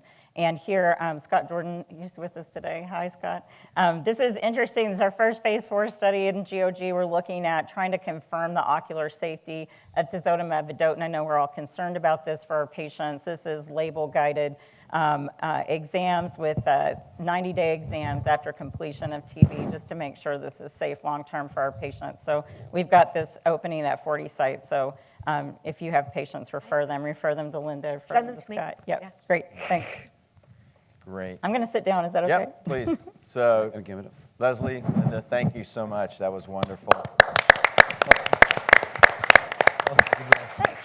Cervical cancer questions from the audience. Anybody? He said thank you. Excellent. Isn't actually about cervix, it's about vulva. So I hope this is a okay time to Okay. ask. That's in the other That's room. okay, I'll That's the take next it. question. I can handle it. I'm Shayna Bruce from Hershey, Penn State. So my question is about vulvar cancer. There wasn't a lot of discussion at this meeting about vulvar cancer. The one protocol that was presented, one of the criticisms was that a lot of the background justification for the protocol was that it's extrapolated from cervix, and I think we keep beating our heads against a wall. And so I just wonder, should we be approaching things differently, or should we be enrolling vulva cancer patients on our cervix protocols? Should we be looking at cervix more like squamous cell carcinoma, cutaneous squamous cell carcinomas? How do we move the needle forward for these patients? Yeah. Right. So the last thing you said is right. It's a cutaneous carcinoma. So some of the indications for that will cover vulva, right? And we saw that, I believe, with cemiplimab in this setting, that it's a covered agent. As far as including them in the trials, it'll be easier to do in non-registrational studies. In registrational studies, they're strict, right? You really need to follow in what indication you're getting. But I think in some of the non-registrational trials, it's possible. I think what we may see, and I don't want to speculate too much, but we may see drugs that are approved in a cervical cancer setting may be inferred or just, it'll work in vulva, so they may get a compendium listing. even without much data, we'll have to see how that goes. As just a follow-up point is, I think some of the biggest data sets we have in cervix, unfortunately, are owned by industry. Like the Keynote 158 vulvar cohort, I think that's very much unexplored, especially in the current landscape of biomarkers. So I don't know if there's anything that GOG can do to help our access to those big data sets in rare tumors. Well, but what you said, most of the NCCN recommendations are extrapolations. Adopted, yeah. They And even so- say it. They even say it. Right. So it allows, and then you have cutaneous, Brian, very nicely stated. So I Well, think we're going to hear about all things ovarian cancer now, and to give us an overview is Dr. Rob Coleman. Yeah, thanks so much, Tom, and thanks everybody for coming. We're gonna, you know, if you notice, each of these sections have kind of taken a little different tact. So we had like primary, just reporting of the data. We had cases, and now I'm going to start with the conclusions here for this ovary section. So you guys have seen this slide many times. This is kind of the natural history of ovarian cancer that talks about the kind of the time frames between symptoms to death. And you know, one of the things that we've noticed with the investigative environment is that we've moved on both sides of the spring in the middle there for progression, including some a proportion of patients now that we think we're actually curing with this disease. So we've made some tremendous progress. And this has come because we've done a lot of work in both of the settings of both primary and in recurrent disease. And what we're going to hear about from this group are the impact of some of the trials that have been recently presented. So we'll hear about TRUST. We're going to hear about our experiences of ongoing with HIPEC. And then we're going to hear about some review of the frontline trials that have looked at combinations with immunotherapy, some new concepts with respect to novel agents in the frontline setting, not only as a maintenance strategy, but also in the neoadjuvant setting. So you're going to hear about that. And then for the patients who suffer recurrence, we've obviously had some overall survival differentiators that we know about. MIRSAL already, we've seen the data for Rosella. We've seen that data as it's continuing to mature, and B96 we will see. So we're going to talk a little bit about those particular compounds as overall survival differentiators. And then, of course, the enormity of different strategies that are being looked at in the recurrent setting with respect to these different mechanisms of action. So these new assets and targets will be part of this discussion, including what we're doing in low-grade serous.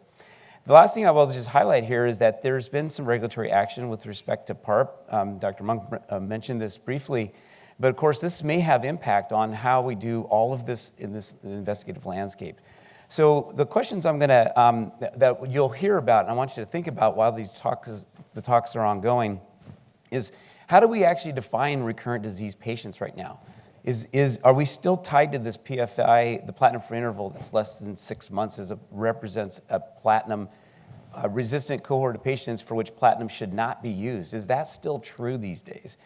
Are there other biomarkers that we can leverage in these different disease states that we can use as predictive markers for new therapy going forward?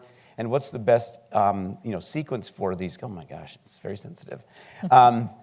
And then, how do we identify and adapt or understand how tumors adapt to selective pressure? So I want you to think about that as we talk about the sequencing of these agents, like we did with Brian's presentations with the cases. And then I would love to hear some of your thoughts about what do we think are the most informative endpoints. We recently saw a manuscript that was published by the FDA and JCO. We wrote a response to that with respect to how we think different endpoints should be interpreted as it relates to the efficacy of the index treatment and subsequent lines of therapy. So we'll see how that plays out. And then ultimately, this whole day has been really focused on how do you best develop your own personal portfolio at your sites. So think about these assets as the data come out, as how you might actually position these as you go forward. So with that, I'm going to welcome up, golly, this is Tom. Tom is pressing the button forward. The clicker's over here. And by the way, you were supposed to just go the last slide, so I should have been pushing the button. You've reached Jedi status. Thank you. All right, so we are going to utilize these slides really for our reference here and really hopefully have a discussion. Alex, why don't you start making your way up here?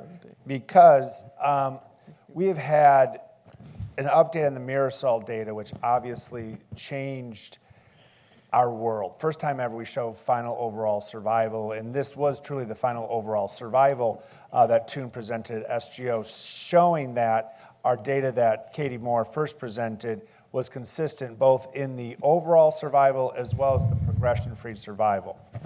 Now, I've heard a lot of people say, well, there's only a one and a half month difference in progression-free survival. What are we doing for this drug? When you're looking at platinum-resistant disease, there's a huge number of people who recur at the first and second disease assessment. So showing differences in median progression-free survival are not what we should be looking at these. And to the point where this is really when we have to talk about hazard ratio and show the difference. And this is what consistent differences between result in. They result in overall survival, in our improvement in overall survival in patients. So, sorry. Tom's running it, man. Tom's pushed me along. So there was no really change in the overall response rate and no new safety signals seen. We've talked at length with regards to the safety and the challenges with MERV and eye toxicity and how to overcome those, but no difference. So just when we thought kind of IO was dead, we have the press release of B96, but to remind people in B96, the only reason I'm putting it up there, because we have no data, is when we start talking about the sequencing question here, and it was the backbone of weekly paclitaxel, physician-patient choice for Bev, and then Pembro versus placebo. And all we know, and we expect to see this at ESMO, we don't know because the titles haven't been announced, but just the time of the press release, that is positive progression-free survival and overall survival in the PD-L1 positive. So we're curious to see that data. Now, Alex Alawe from the University of Pittsburgh is going to dive into the data on Rosella at much more length, and then we'll come back, put it into context, and have a discussion. Alex? Thanks, Dave. Thanks to the GOG for inviting me to talk about Rosella, and thank you to all of you for making this happen. It was the result of your effort. I appreciate that. So Rosella is a randomized phase 3 confirmatory trial of relacorilant combined with nab-paclitaxel versus nab-paclitaxel in platinum-resistant ovarian cancer, which you'll be hearing about all morning. The patients with platinum-resistant ovarian cancer have an average of 1 year of overall survival. And this makes new treatments extremely crucial. Ovarian cancer expresses glucocorticoid receptor, and this is a marker for poor prognosis. Glucocorticoid receptor signaling reduces sensitivity to chemotherapy. And I'm going to pause here and just talk about that a little bit because it speaks to the mode of action or mechanism of action of relacorilant. If you're thinking about glucocorticoid receptor signaling, just think about two very important genes which are upregulated by glucocorticoid receptor signaling. One of them is called SGK1, and the other one is called DOSP1. These are oncogenes, or the product of these genes are oncogenes. What they do is basically prevent apoptosis. So they encourage cancer cells not to die. And part of the way they do this is by making them resistant to chemotherapy. So relacorilant is a selective glucocorticoid receptor antagonist, and therefore it basically restores sensitivity to chemotherapy. So the schema for Rosella is here. We took patients with platinum-resistant ovarian cancer, defined by progression after 1 month, but before 6 months from the last platinum-based exposure. And these patients were allowed to have up to 3 lines of chemotherapy, and all of them must have been exposed to bevacizumab. So on the experimental arm, which is the relacorilant arm, the patients got weekly nab-paclitaxel infusion combined with relacorilant, which is a pill, was given to them the day before the day of and the day after nab-paclitaxel infusion. On the control arm, of course, they got nab-paclitaxel infusion. The dual primary endpoint, which is important to take note of, which means that if either of those endpoints became positive, the trial was positive, were blinded, progression-free survival by blinded investigator central review and overall survival. And it was a positive trial. The progression-free survival had a hazard ratio of 0.7 in favor of the relacorilant arm, and the curves began to separate very early. At 6 months, 52% of the patients on the relacorilant arm were without progression compared to 42% in the control arm. And by 1 year, 25% on the relacorilant arm were without progression, which nearly double the number, 13% on the control arm. The overall survival data was not matured as at the time of this data cutoff, but the curves showed a very clinically meaningful separation with a hazard ratio of 0.69 in favor of relacorilant. And if you look at it very closely, as at the 1 year mark, 60% of the patients on the relacorilant arm were alive compared to 49% in the control arm, which is clinically meaningful, and hopefully we'll see how that data comes out when the data matures further. I'll turn back to David. Thank you. Thanks, Alex. Thank you.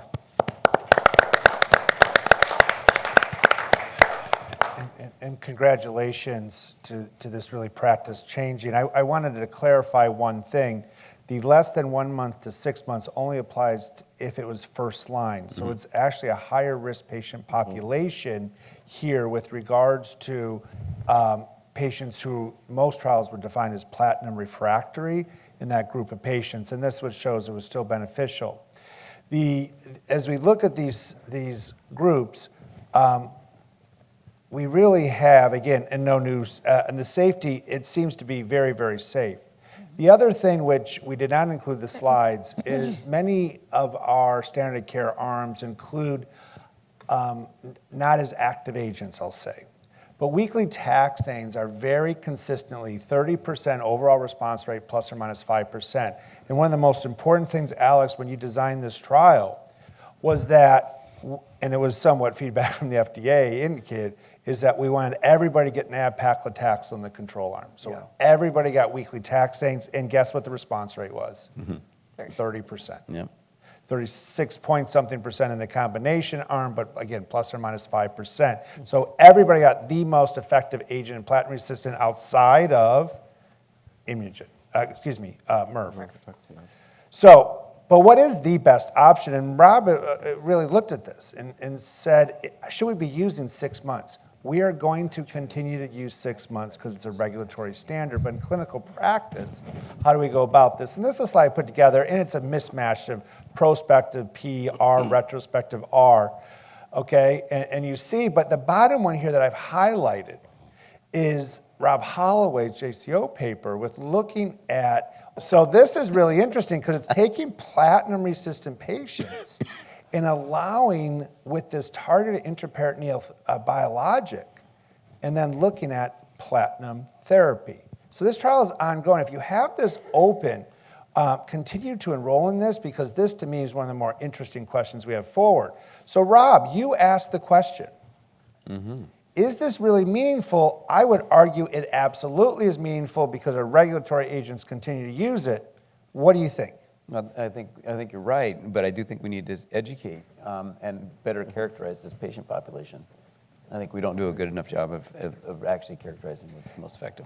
I agree. You know, and as I looked at this, I was go to platinum until they become refractory. Now at the limits, the clinical trials limiting 1 to 3 or 1 to 4 prior, once they become platinum resistant, I'm really looking to get access to those patients. So I'd like to open up to the group here. How are we we have now overall survival in Rosella, overall survival with Marisol. We have B96 saying it's overall, but we haven't seen that data. How are you going to sequence these outside of clinical trials? I think You said it first. I mean, most of the patients come off early. So I think we just need as many options for them as possible. Weekly Taxol. I mean, I don't really have a patient who doesn't get weekly Taxol unless I've a bunch of trials where it's not allowed or not included. And so here, to me, if I'm giving weekly Taxol, I would be adding relacorilant because it's going to work better. Patient wants it to work better, right? Biomarker information. So you have a folate receptor positive, MIRV is that option. Or some of these other ADCs that are coming down the line, you have a biomarker for that. Knowing that, biomarker is not perfect, right? So we do still need biomarker discovery so that we can create options. But for me, it's just all about creating the options, and then the patient can choose. Here are the options. And if we sequence them this way, we may be able to expect. Right now, the only sequencing data we have is toxicity. Sequence them in a way that a patient can tolerate treatment for as long as possible. Play the long game. So I'm going to have Brad make a comment, and Katie Moore is going to talk about this in her section too, then Ramez, and we'll move on. Okay. But this will be interesting, right? And obviously we have this wonderful study, Bella, with relacorilant, weekly paclitaxel Bev, to sort of fill that blind spot. But I think if she's Bev eligible, this probably may win. Yeah. But Katie's going to talk, I get really excited when I get folate receptor alpha biomarker, right?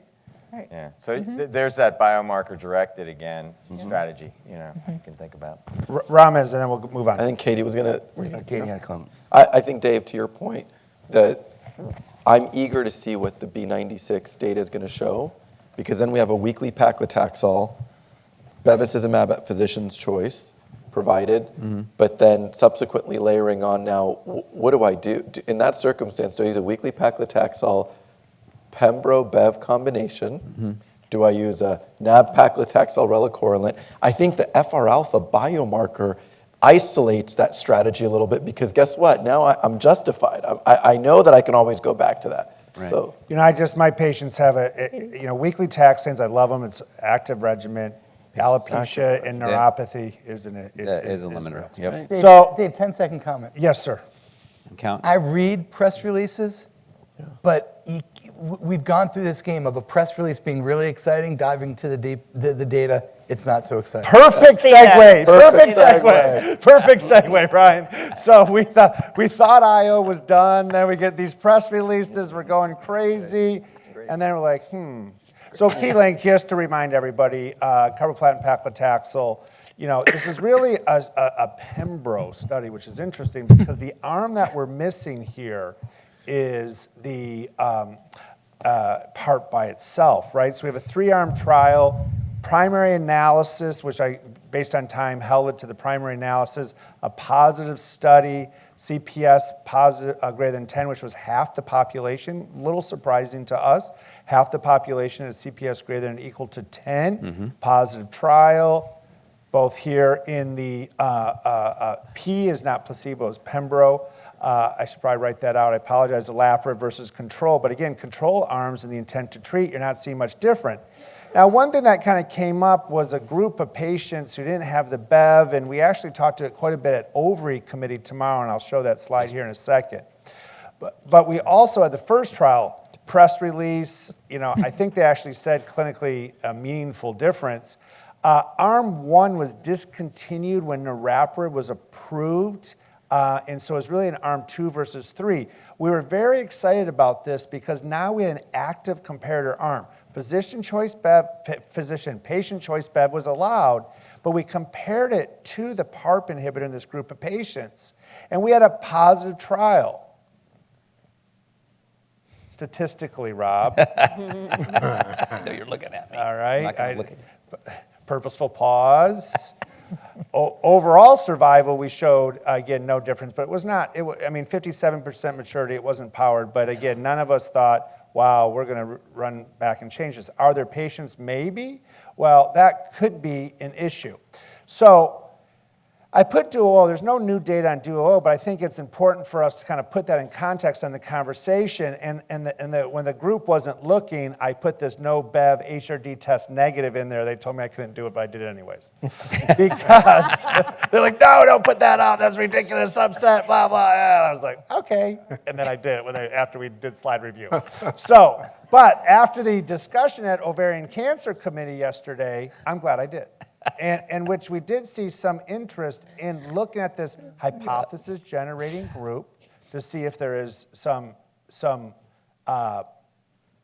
interest in moving forward.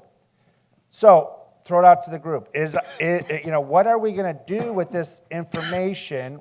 And Rob, I think, why don't you start us out here? Because I do think that though as much as crud as I give you, this is showing that a statistical positive trial is not probably practice changing in a couple of trials. Well, I think it gets back to what we talked about is like there's a number of variables. And so the idea is that when you have a patient, this is the issue with population-based studies, that you have eligibility criteria that allows you to participate. But when the patient is sitting in front of you, they have individual characteristics that are not necessarily addressed by the study. So we adapt what we have from clinical, from the trial perspective, we try to adapt it at the patient level. So if you start gutting through all those little subgroups to come up with what you're going to do with your patient, it becomes very, very difficult. And so I think that's one of the things that we need to be thinking about is how do we do trials where we're not leaving too much flexibility in this so that we can actually address the specific question that you want to address to your patient. These endpoints, though, I think are really important, and this is, I don't know if we're going to get into this, but we look at PFS and OS, you've heard it over and over again today, and what we had proposed was that if we're looking at the potential of prior treatment influencing the ability of the next line of therapy to work, that maybe we should use a more proximal endpoint than overall survival. And I think that was kind of the point of our editorial, was that if we want to talk about this from the standpoint of safety, we know that it's actually impacting that patient population when they finish treatment, but what happens next? And does that take away all that benefit? And next, and next, and next. Right. Particularly with the development of the new compound showing marked improvement. Anybody else want to make a comment about the recent data? I think we talked about this for those of you that were at the Ovarian Committee. We had a great discussion yesterday, and I don't disagree with your comment, Dave, that there was interest, but there was guarded interest. Mm-hmm. I mean, no one wants to do another 1,000+ subject study and put our patients at risk for medicines that aren't going to help them. And so I do think it was a very useful discussion, and I appreciate you, Rob, coming to kind of break down why in this, you can put it back up, Dave, the HRD negative, no BEV group, in a study that allowed physician's choice BEV, you're not controlling for why you chose no BEV. And so then if you design a study that says, well, I'm not going to use BEV, and I'm going to be HRD test negative, and I'm going to do this, it may be a completely different population of patients that are enrolled than are in this group.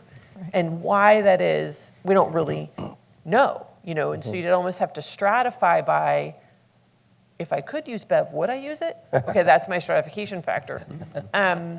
So this is, I think this is going to take some thought as to whether or not there's enough here to warrant it. Because if it's real, we should push it in that subgroup. It's a subgroup of a subgroup, and who are they? So I think we have to just stop this spray and pray sort of behavior with clinical trials. Thank you for saying. And really do things that we think, out of the gates are going to, were like, I expect this to work in this group. And here, isn't it, is it possible that, and I have a hard time keeping it straight among, across the trials. Is it possible that the olaparib is driving in and not the pembro? Yes. Yeah. And it's interesting that they're side by side, right? Well, but when you look at, there wasn't much different. Ramez, and then we're going to move on. So the other thing is we have to be honest about the fact that when we design trials, we design them with the information we have available to us at the time. That's correct. And over the interval in which the trial is conducted, the landscape may change, and unfortunately, the question that we initially asked may no longer be a relevant question that we're answering. But we didn't have any information when we designed this other than IO doesn't work in any setting. That's exactly right. I agree with you. We still did it. We still did it. But the press releases that accompanied these, and I think this ties into the comment we've all made about how do we interpret a press release without seeing the data, was because it's not genuine to the landscape of therapy that we live in today, based on the way the trials were designed and how we interpret it. I think that's an important point. So I think the B96 data will obviously be telling, and it also may be telling in this group if we see a difference between the BEV. Now, I will tell you, and these guys, I've had very in-depth discussions, not fights, discussions, with regards to this group of patients. And why I do think that there is some interest is for the first time ever, we see separation of the HRD test negative group at the tails of the curve, and those seem to be staying apart. First time ever. Everything else, we have a banana that comes together. I don't know. I don't think there's enough data to change practice, but it may be worth looking it. at less than There's 15 so few patients. patients out there. Yeah. But look at the 10, consistent, 2. you have 150 patients in each arm. You have 150 patients in Not each when arm. you We get to the- designed not clinical when you three. get to the tail of the However, HRD negative group. your maturity here is now out to 5 years. I'm not saying, the question is, but we have the same thing happen in our large phase 3 trials that have these same numbers. We've never seen them. And I don't know if it's real. I think we should look at it. So speaking of trials that were negative, was the TRUST study that we, Sven Maynard, presented at ASCO. And this was looking at primary surgery in patients you think you could achieve a complete response, a complete surgical debulking. You know, this primary trial design, and somehow my slides got misordered here, that the primary analysis was overall survival. And you see that these curves obviously are right on top of each other. Now, we do see a progression-free survival difference in the intent to treat. Now, as we look here and move forward, the question is, are there patients? In the group, the stage 3 patients, they did seem to benefit in a sub-analysis, but it is a negative trial. But we continue to think about who are the patients who should have surgery. And one of the things Sven brought up, which I thought was really interesting, is the amount of effort in the TRUST trial versus the other neoadjuvant trials. And you look there, just down in the time in surgery, 330 minutes versus 180, 120. So the effort here was marked in trying to get a complete resection, to include opening chest and getting the thoracic disease. But look at, and this is cross-trial comparison, I took this slides from Sven with his permission, but you see the outcomes when we look at ERTC and chorus versus TRUST and how we've shifted those curves over. So what I took away from this, if you think you can get a patient optimally debulked, am I cracking chest? No. But do I think that surgery continues to play a role in ovarian cancer? Brad, you're not allowed to answer. Anybody else here? Wait, give me a second. Bhavna. Yeah, no, I agree 100% with you that, I think if you can get an optimal cytoreduction, like to no gross, I think that patient should go to the OR. Where I worry that this data gets, utilized in a fashion where a patient may not be given the opportunity to seek an opinion with a GYN oncologist and just go straight to neoadjuvant chemotherapy saying, oh, there's no benefit to surgery. And I don't think that's what this trial is showing us. So I think we need to be really careful about that. Yeah. That's a key, that is I think that is a community is what we need to be Messaging. speaking from the podium anytime we are speaking, because people walked out of ASCO saying it doesn't matter. Just do neoadjuvant. Yeah. And that's going to harm people, I think. And so I think that's a key point that we really have to talk about. And it's a little, I'm going to say something that's a little unpopular. You will not be surprised at that. This also showed me, it's a negative study. We have to say it's a negative study. But it showed me whatever time you do the surgery, if you do a really good job and you're a high volume surgeon who's skilled, your patients are going to do really well. Yep. And so this idea, we have people that sort of go in for interval and take out the uterus, tubes, ovaries, and take a biopsy of omentum. I think we have to ask ourselves if that's really being a GYN oncologist in the future. And I think this pushes us to really hold a mirror up to what It's a we great do. comment. Yep. Brad, then Rob, and then we need to move on. So Katie, as usual, spot on. This does not suggest that surgery is not important. Right. It suggests that the timing of the operation is not important. And Bhavna, the study actually addressed the question that you said, if I can get our zero operator. The study says you shouldn't do it. The study says that because there are higher complications in primary debulking, that you should pivot and prefer interval debulking, but it has to be equally aggressive. And so this is the point. Surgery is important, Yeah, but the timing isn't. right. I'm not sure it says that. I don't So, think Mike, it says so- that, Brad. I disagree with you. Rob, I'm not sure it says it. Rob. So to Rob, then Alex. Okay, geez. Rob, Alex, then Ramos. Okay, so what you have on the right-hand side is the kind of the overall survival outcome. I think actually to the question that's being addressed here is look at the PFS among the curves. I mean, if you look at PCS and interval debulking surgery, you can see that in this particular trial, Trust, that there was it's almost double. Right. So this is the Huge shift. control arm. So Right. good surgery done interim, good surgery done primary. This is where you're seeing the benefit of that. Yeah. Alex. So the obviously, I agree with Katie and Rob. Good surgery is good for the patient, regardless of when you do it. And actually, this trial is the first time that I am now compelled to believe that neoadjuvant chemotherapy equals upfront surgery, with a caveat that surgery must be done aggressively and whenever you choose to go to surgery. But I just want to point out that here, the difference in this comparison, there's no doubt that Chorus and NeoRTC shortchanged the surgical arm. I mean, that's clear from the timing. But I also want to point out that between 2010, 2012, when those studies were done, and now, the treatment landscape has shifted a little bit. So some of the improvement that we're seeing here. Great point. Yeah, Just saying. exactly. Right. Great point. Ramos. Tying it back to the comment Katie made earlier, there's a lot of interval minimally invasive surgery happening in ovarian cancer. Yeah.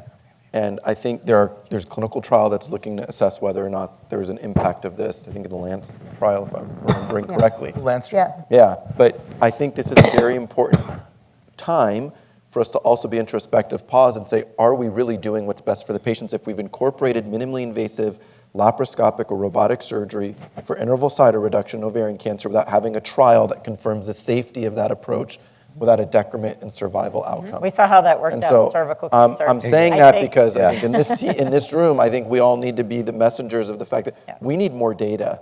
Because here we see a 280-minute operation that's very different than a 60-minute robotic Yeah, I think that information and the amount of, from a surgical standpoint, we could talk about that all day.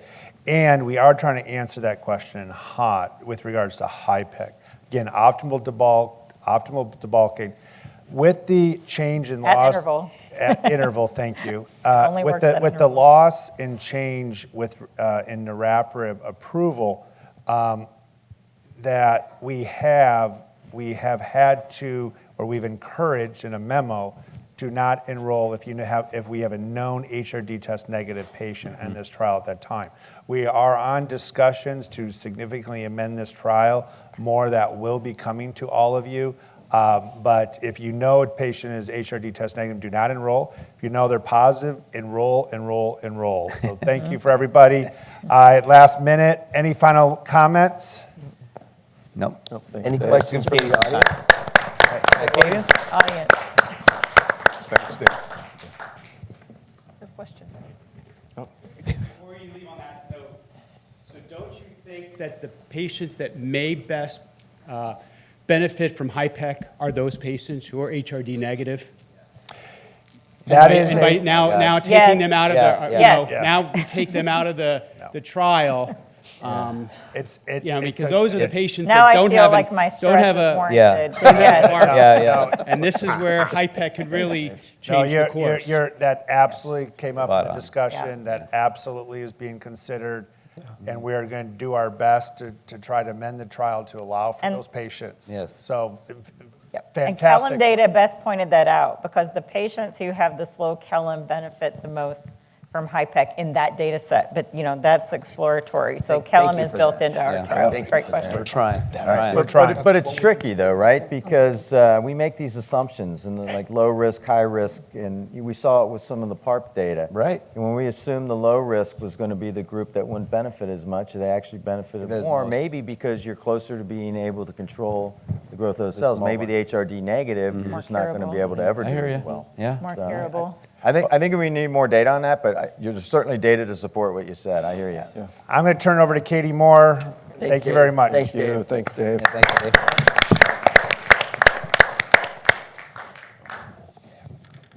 All right. Dave, where are you going? Is my timer up? All righty. So I'm going to take us through a little bit thinking about recurrent therapy and also giving you some updates from recent meetings, ASCO and ESMO Gyne. Oops, is this sensitive? Yeah. Yes. So it's very- you've heard us say several times today that we are finally, we have to kind of give up on this, like the adage that I used to say. I've said this, there's the post-progression survival so long in ovarian cancer. We're never going to show OS, so we have to focus on PFS. I mean, I think I've said that on stage, and we've proven that wrong. And we're going to continue to prove it wrong. We just need to kind of get out of our own way and really start driving towards this. I'm showing you 3 examples. Of course, Solo-1, in a BRCA-selected tumor. I'm showing you Mirasol in a folate receptor alpha high selected tumor. And then I'm showing you Corcept, which is admittedly an interim OS. We hope it will be confirmed in a more select patient population, post-bevacizumab, in an appropriate control.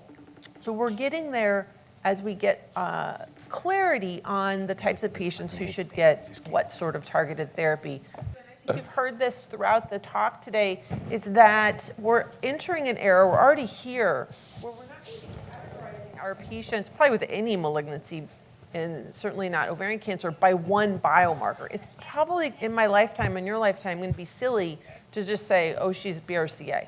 It's going to be BRCA and what else, to really harmonize and individualize for patients. When we think about that, I'm going to call it the dinosaur era of Solo-1, which was just a decade ago. This is, I think we all thought, and people used to say, oh, patients with BRCA-associated cancers, they're all cured, and you're over-treating them, and this is too much. And then we sort of blew it out of the water with Solo-1, and this expectation, and certainly I see this in practice when I find a patient who has a germline or somatic BRCA, I'm like, whew, good. They're going to do well. Kind of I have this internal sense of relief. But what we're seeing, and I don't know if you feel this as well, is that it's true sometimes. But when we look at real world evidence, it's not true as much as we think. And this is just a case, I peppered in some cases from my practice. This is a case that was referred in from one of my colleagues in Kansas whose BRCA1 got absolutely the right treatment frontline, got olaparib maintenance, and progressed at 8 months. And went on and received PLD and carbo and blew through it and presented for me for clinical trials with just massive disease progression. She is not going to do well. So what the heck happened here? We don't really know yet. But at ASCO this year, we saw some hypothesis generating data. So this is not something to go home and use, but just think about. This is from Paula-1. And what they looked at in Paula-1 was was not just were you BRCA, so all these are BRCA, but they looked at the absolute genomic instability score within being BRCA, because we say they're all HRD positive if they have BRCA. But what they found in this exploratory analysis and this where the green arrow is these are the patients with BRCA and a GIS score over 67, so super high. So this is the group in Paula that had a phenomenal PFS, but also looks potentially cured. In the next group here, this is still HRD positive in BRCA, but between 42 and 67. So they called it this lower GIS score. So still GIS positive, but lower. The PFS is still really good, but you've lost the OS advantage here. So what's happening? Is this the group that's progressing on PARP or not? I'm interested in. And then this is the group, it's 10% on Paula, BRCA-associated cancers who are actually HRD test negative.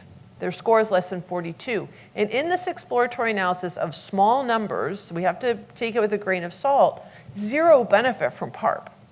And so this is sort of moving forward, would you be comfortable not giving PARP to a patient with BRCA? Certainly I would not today, but if this were validated, heck yeah, I'm gonna move them to potentially something better.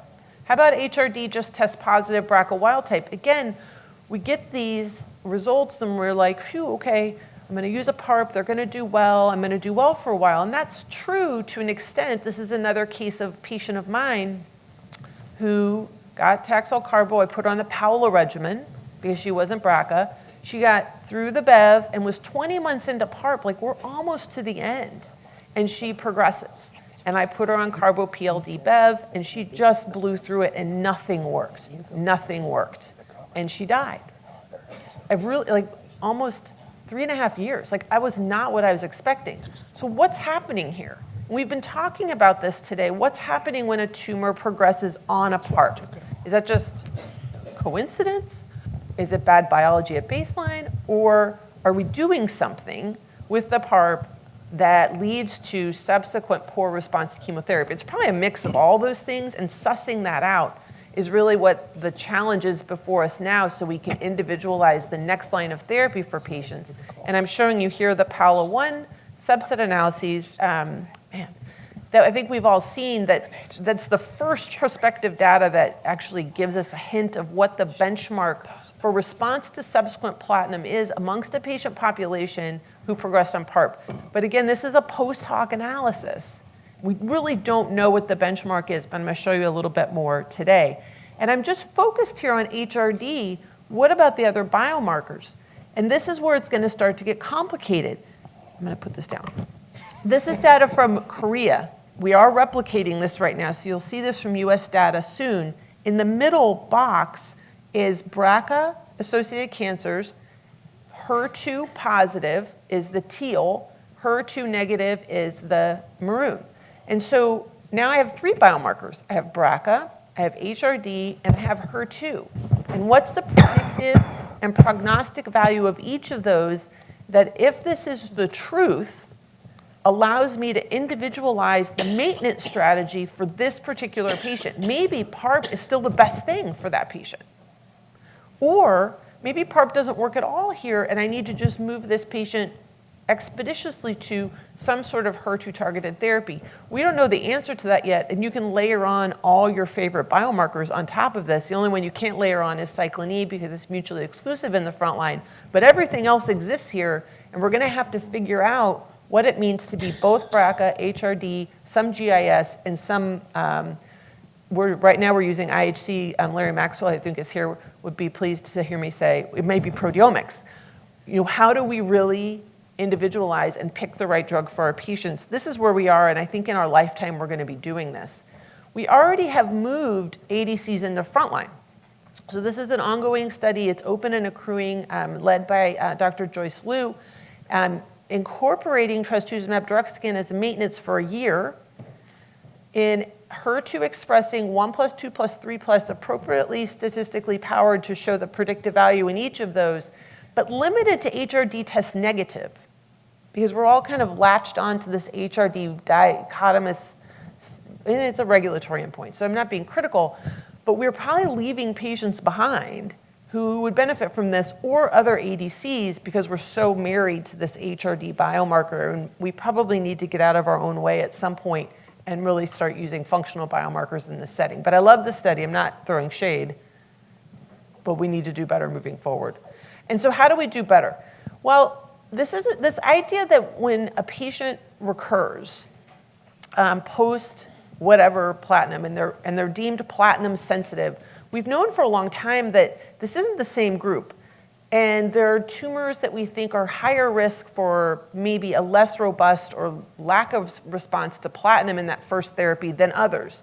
And we've tried to pull them out. And this is one of several studies. This is the innovation study. I think a lot of you don't know about this trial, so you should pull it. It is sort of a lesson in how we can think about this moving forward, but it enrolled patients with a platinum-free interval of 6 to 12 months. This is pre the PARP, pre-BEV, like it's the good old days. And it said, all right, well, I'm going to randomize you to platinum or trabectedin PLD. And if you get trabectedin PLD and then progress, you can go to platinum. So this crossover was there, which I like. And OS was the main endpoint. And I think you can see here it was not positive. And in fact, if you look at the PFS, the trabectedin PLD arm did worse, which dampened our enthusiasm for this idea of using an alternative to platinum in this setting. But this, as I said, was pre-PARP. And so my questions are, for the group, do you think this is just a bad idea? And everyone should just get platinum if they're more than 6 months? Or did this and other studies fail because we didn't use active drugs, like an antibody-drug conjugate or something else? And so I think this is something moving forward we could discuss a little bit maybe after the next slide, because these studies are being designed in these high-risk populations, asking the question, should we use platinum? And what's our basis for that? Some of it was Paolo, which I showed you, and then we saw this at ASCO. And this was led actually by Dr. Coleman, so he may want to comment on this. This is real-world evidence data pulling out patients who had received a PARP and progressed on the PARP, and then received platinum in subsequent lines of therapy. And it breaks out the response rate in each of these different categories, as well as the progression-free survival on that platinum-based therapy, which you can see. And the take-home here is that the response rate at a highest was about 20%. So again, this is real-world evidence, it's not clinical trials, but the benchmarks are starting to emerge for what do we think we would get with platinum, and then what do we think we need to see with an antibody-drug conjugate or something else to beat that in a way that was beneficial, to our patients. So we're seeing this data start to emerge. This is just a table I put together of the antibody-drug conjugates that have been presented thus far in this platinum-sensitive space, all of them in at least 2 prior platinums. So we haven't seen a lot of data, or really any data yet, where we've used an ADC in that first recurrence. They're all patients who've gotten a couple platinums and they're still platinum sensitive. People feel comfortable using an ADC in that setting. And so some of these have very small numbers, but you can see Piccolo, led by Angeles Alvarez-Secord, is the biggest study at 79 patients. About half of them had progressed on a PARP, and in the table where it says post-PI, that's progression on PARP. I just didn't have room. So you can get a sense of what the overall response rates are. They're in the 50% range across the board. I showed this in Relutitog at ESMO Gynae a few weeks ago, only 18 patients, but similar. About 50% in a post-PARP, 70% same as Piccolo in a not post-PARP, and you can see the duration of responses and median PFSs. And so single-arm studies, you look at those and you're like, well, that looks pretty good. I might want to use that. But the next question is, how does platinum perform? And it's not just response rate, it's the time to event, because you want this PFS to help patients live longer, and we're just going to have to go head-to-head and figure it out.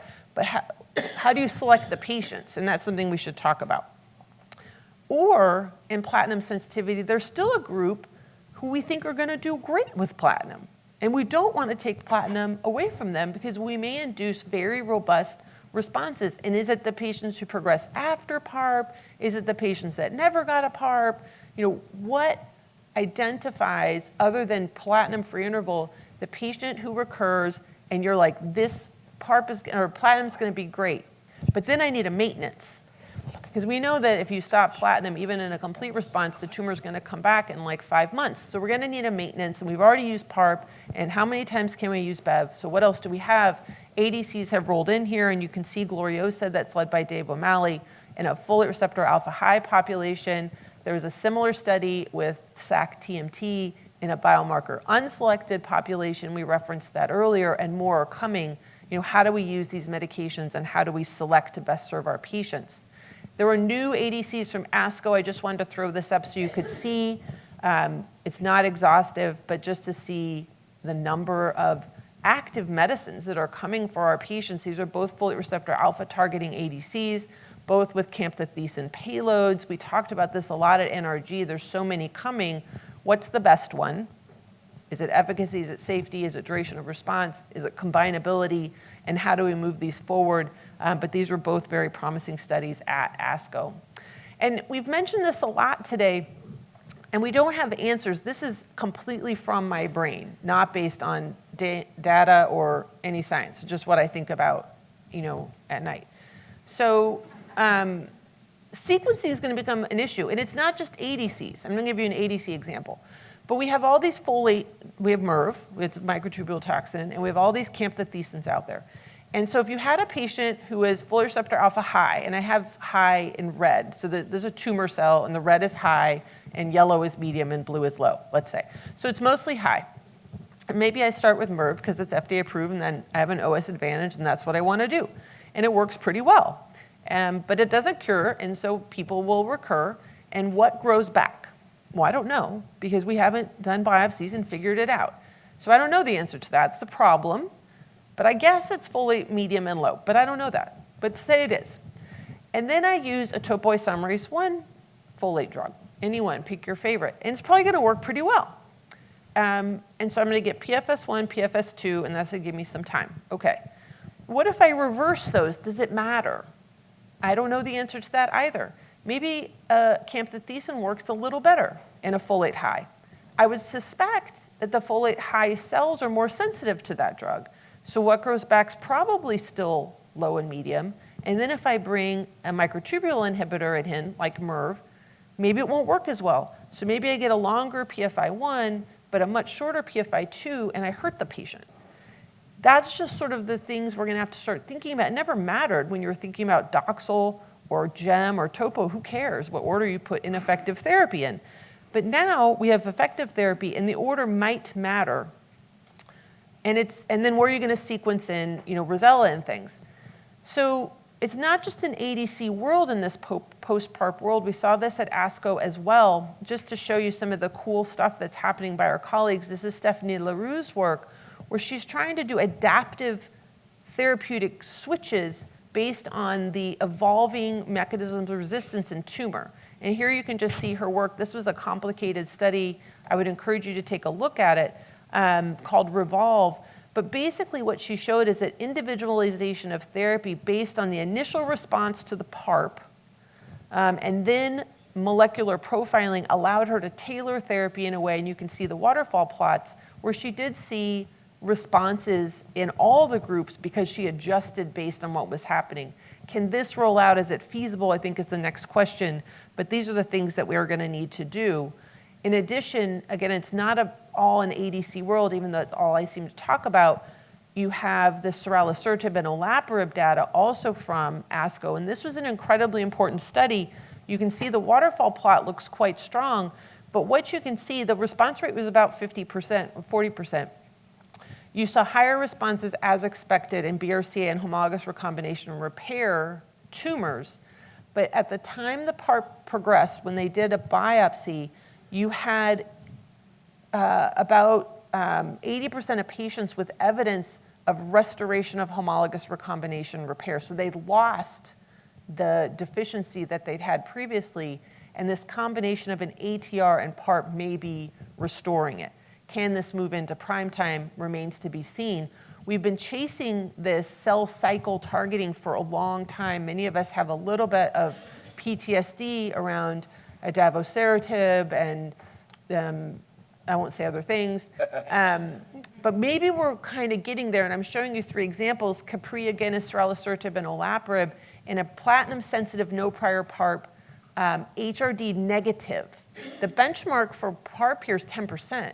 Here we're showing 49% response rate. Small numbers, but that's interesting. Effort with Shannon Weston's, we won an olaparib and a PARP progressed.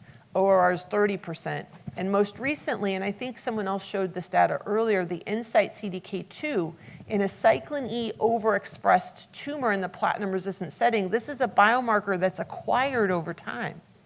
So you may find it some in the front line, 20%, but as tumors get more resistant, they develop more of this. And response rate's 35-ish% with an incredibly clean toxicity profile. One of the first oral drugs that's actually not shown tremendous hematologic toxicity, which gives you ideas about combinability and moving this forward. So we'll have to see what happens here. We've talked a lot about weekly PAC. Dave's already covered this. This is just a table that'll be available to you, highlighting the studies that have just used weekly paclitaxel as a backbone. So you can kind of see the consistency of the 30-ish% response rate in a 5-ish% or 5-ish month median PFS with a really the call out as sort of the signal that combined things are better. You heard Alex's exceptional presentation on Rosella. So we're excited to see if this moves across the finish line. So I've now added this to my table to start building on what are we going to do. And Dave asked this question, and that may be the final discussion. B96 has yet to be presented. We're kind of really waiting to see, is it about the same as Aurelia? Is it the same as Corcept, like the same range? Or does it blow it out of the water? And that's really going to help us decide where that fits. Where does a taxane-based therapy fit in your ADC lineup of things moving forward? This is going to kind of be the next big thing. I'm just going to finish with a couple slides because I don't want to forget rare tumors. And there was cool stuff at ASCO and ESMO Gynae, especially around clear cell. There were 2 presentations at ASCO. So I wanted to call them out because they're both nice. But Joyce Liu's was the one that's probably a little more close to action for us because LenPem in clear cell ovarian, we wanted to see this activity, and it's not surprising that it works at about a 37% response rate. You can see the waterfall plots, and so would this contribute to an NCCN listing? I don't know, remains to be seen. And then at ESMO Gynae, we saw Jubilee Brown present Bouquet. And this is mostly a clear cell component population of PIK3 altered tumors with analivosib and palbociclib with a response rate that's respectable 25%. These may be a call out of clear cell. So what are we going to do with this? I think you should be aware of this data moving forward. At Ovarian Committee, we discussed the RAMP 201 data, the new approval by the FDA, which we're very excited about for avutametinib and defactinib in RAS-altered, KRAS-altered low grade based on this data. And we await the readout of RAMP 301, which is still open, accruing a randomized phase 3 study for confirmatory global approval. And we need patients to still be considered for this trial. And with that, I would finish. Thanks. Right. Almost done. All right, any questions from the audience? We're up against the clock, but we'll take Noelle. We've got a couple. Yeah, we'll take a couple, so if we cut you off, please come up to the panel afterwards. We'll be happy to talk. Go ahead, Noelle. Hi. So when do y'all think we might see a change in the design for studies for platinum-resistant ovarian cancer? I feel like now that we have all these new treatments available that show better responses, and we still have our standard of care arm with inferior response. And then the other thing is, we only allow up to 3 lines of therapy, and we're getting more and more things that are approved. And so I feel like what we're doing is we're just putting so we'll say, okay, well, they have to have MIRV first if they qualify for that, and they have had to have Bev. So you're like, we're running out, and they still only have to have 3, so it just gets to be a really tight window. It makes it hard for a lot of us to really time it right to get the chemo. Who can do this in 30 seconds? Anybody? Katie? You are accurate in your assessment. We are negotiating the reality that we have to allow for more prior lines of therapy, but it's a difficult balance because we also need to make sure patients are healthy enough to be able to be evaluable when they're enrolled. I think the HOT study is great. Unfortunately, we do a lot of HIPEC at City Hope. I would say one of the biggest variations in ovarian cancer right now in the U.S. is the ability to do HIPEC because it's resource intensive, and many places don't do it just because they don't have the resources. I would encourage you guys as thought leaders to think about, if this is incorporated, how can we really make this equitable across the country for patients to have access to HIPEC if we think it's really a go. And if you have ideas, we'd love to get that. Demystify it. It's not that difficult, right? Yeah. Yeah, it is treatment. It is. time. It's personnel intensive. Yeah. It's personnel But once intensive. you have it iterative in your system, it's worth it. You can make it more efficient. Yeah. You can help me do it. Let's do it. Help us. Yeah, that'd be great.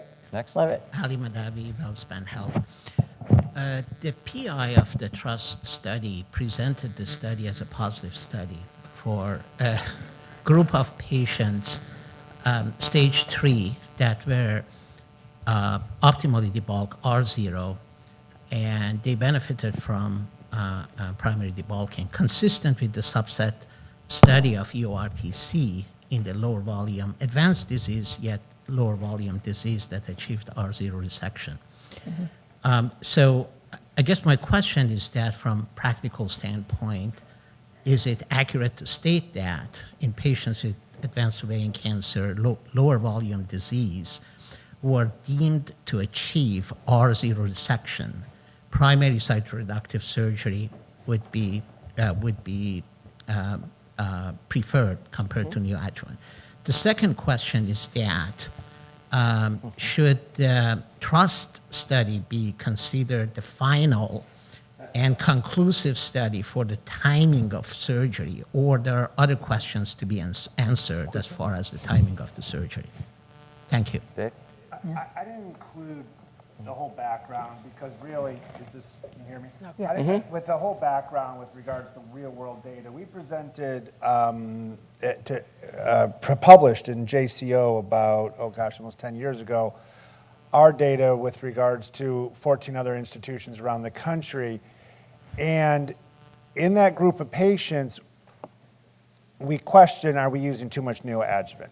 And that was the group of patients. So I think, can we say the TRUST trial is positive? No. Its primary analysis, overall survival, is rock solid negative. But when you look at the group of patients, which we see who have low volume disease, who we can get an R0 resection, or we don't have to crack the chest, that group of patients seems to benefit in the subset analysis. And you heard Rob destroy subset analysis earlier, right? But we all see those patients, and that's where it makes intuitive sense for me. So I'm not saying TRUST trial is positive, but I'm saying in that scenario, I'm going to still offer them primary debulking. I agree with that. And you're going to need diagnosis for a lot of those too. Some of these are not so high volume you can get a percutaneous diagnosis, right? So you're having to go in anyway. I agree with that. Comments? I'm going to pivot. Can I pivot to low-grade serous for a second? Yeah. Because I'm struggling with something, and I'd love the opinion of the group. Efficacy of these MEK inhibitors as single agents in KRAS mutated with binimetinib was about 40%, 45 patients. We have an accelerated approval for the new combination, which I've used, and it's not necessarily an easier regimen to give. How do we make sense of that when the ORR is? You mean which one do you choose? Yeah. Can you turn this on? I think it comes down to duration, Rama's. Duration of response, The yeah. responses may be equal, but the duration may be different. Yeah. We don't know that, though. That's exactly it. The co-author on 201. Yes. So Milo, that analysis is a little bit smaller and not bigger. Correct. So I think the confidence of the combination is what it is. I think the in the Rachel Grisham subset analysis of Milo is probably 45-ish or so. 45 patients, yeah. As I said. And the FDA approval, I think, is 57. So again, that's not a big difference, but I think based on what we did, remember, 201 addressed two questions. The role of the combination, and that's why we have the combination, and the role of the biomarker, and that's why we have the biomarker. So we've tried to interrogate that in a sort of an evidence-friendly way. But it's a great question.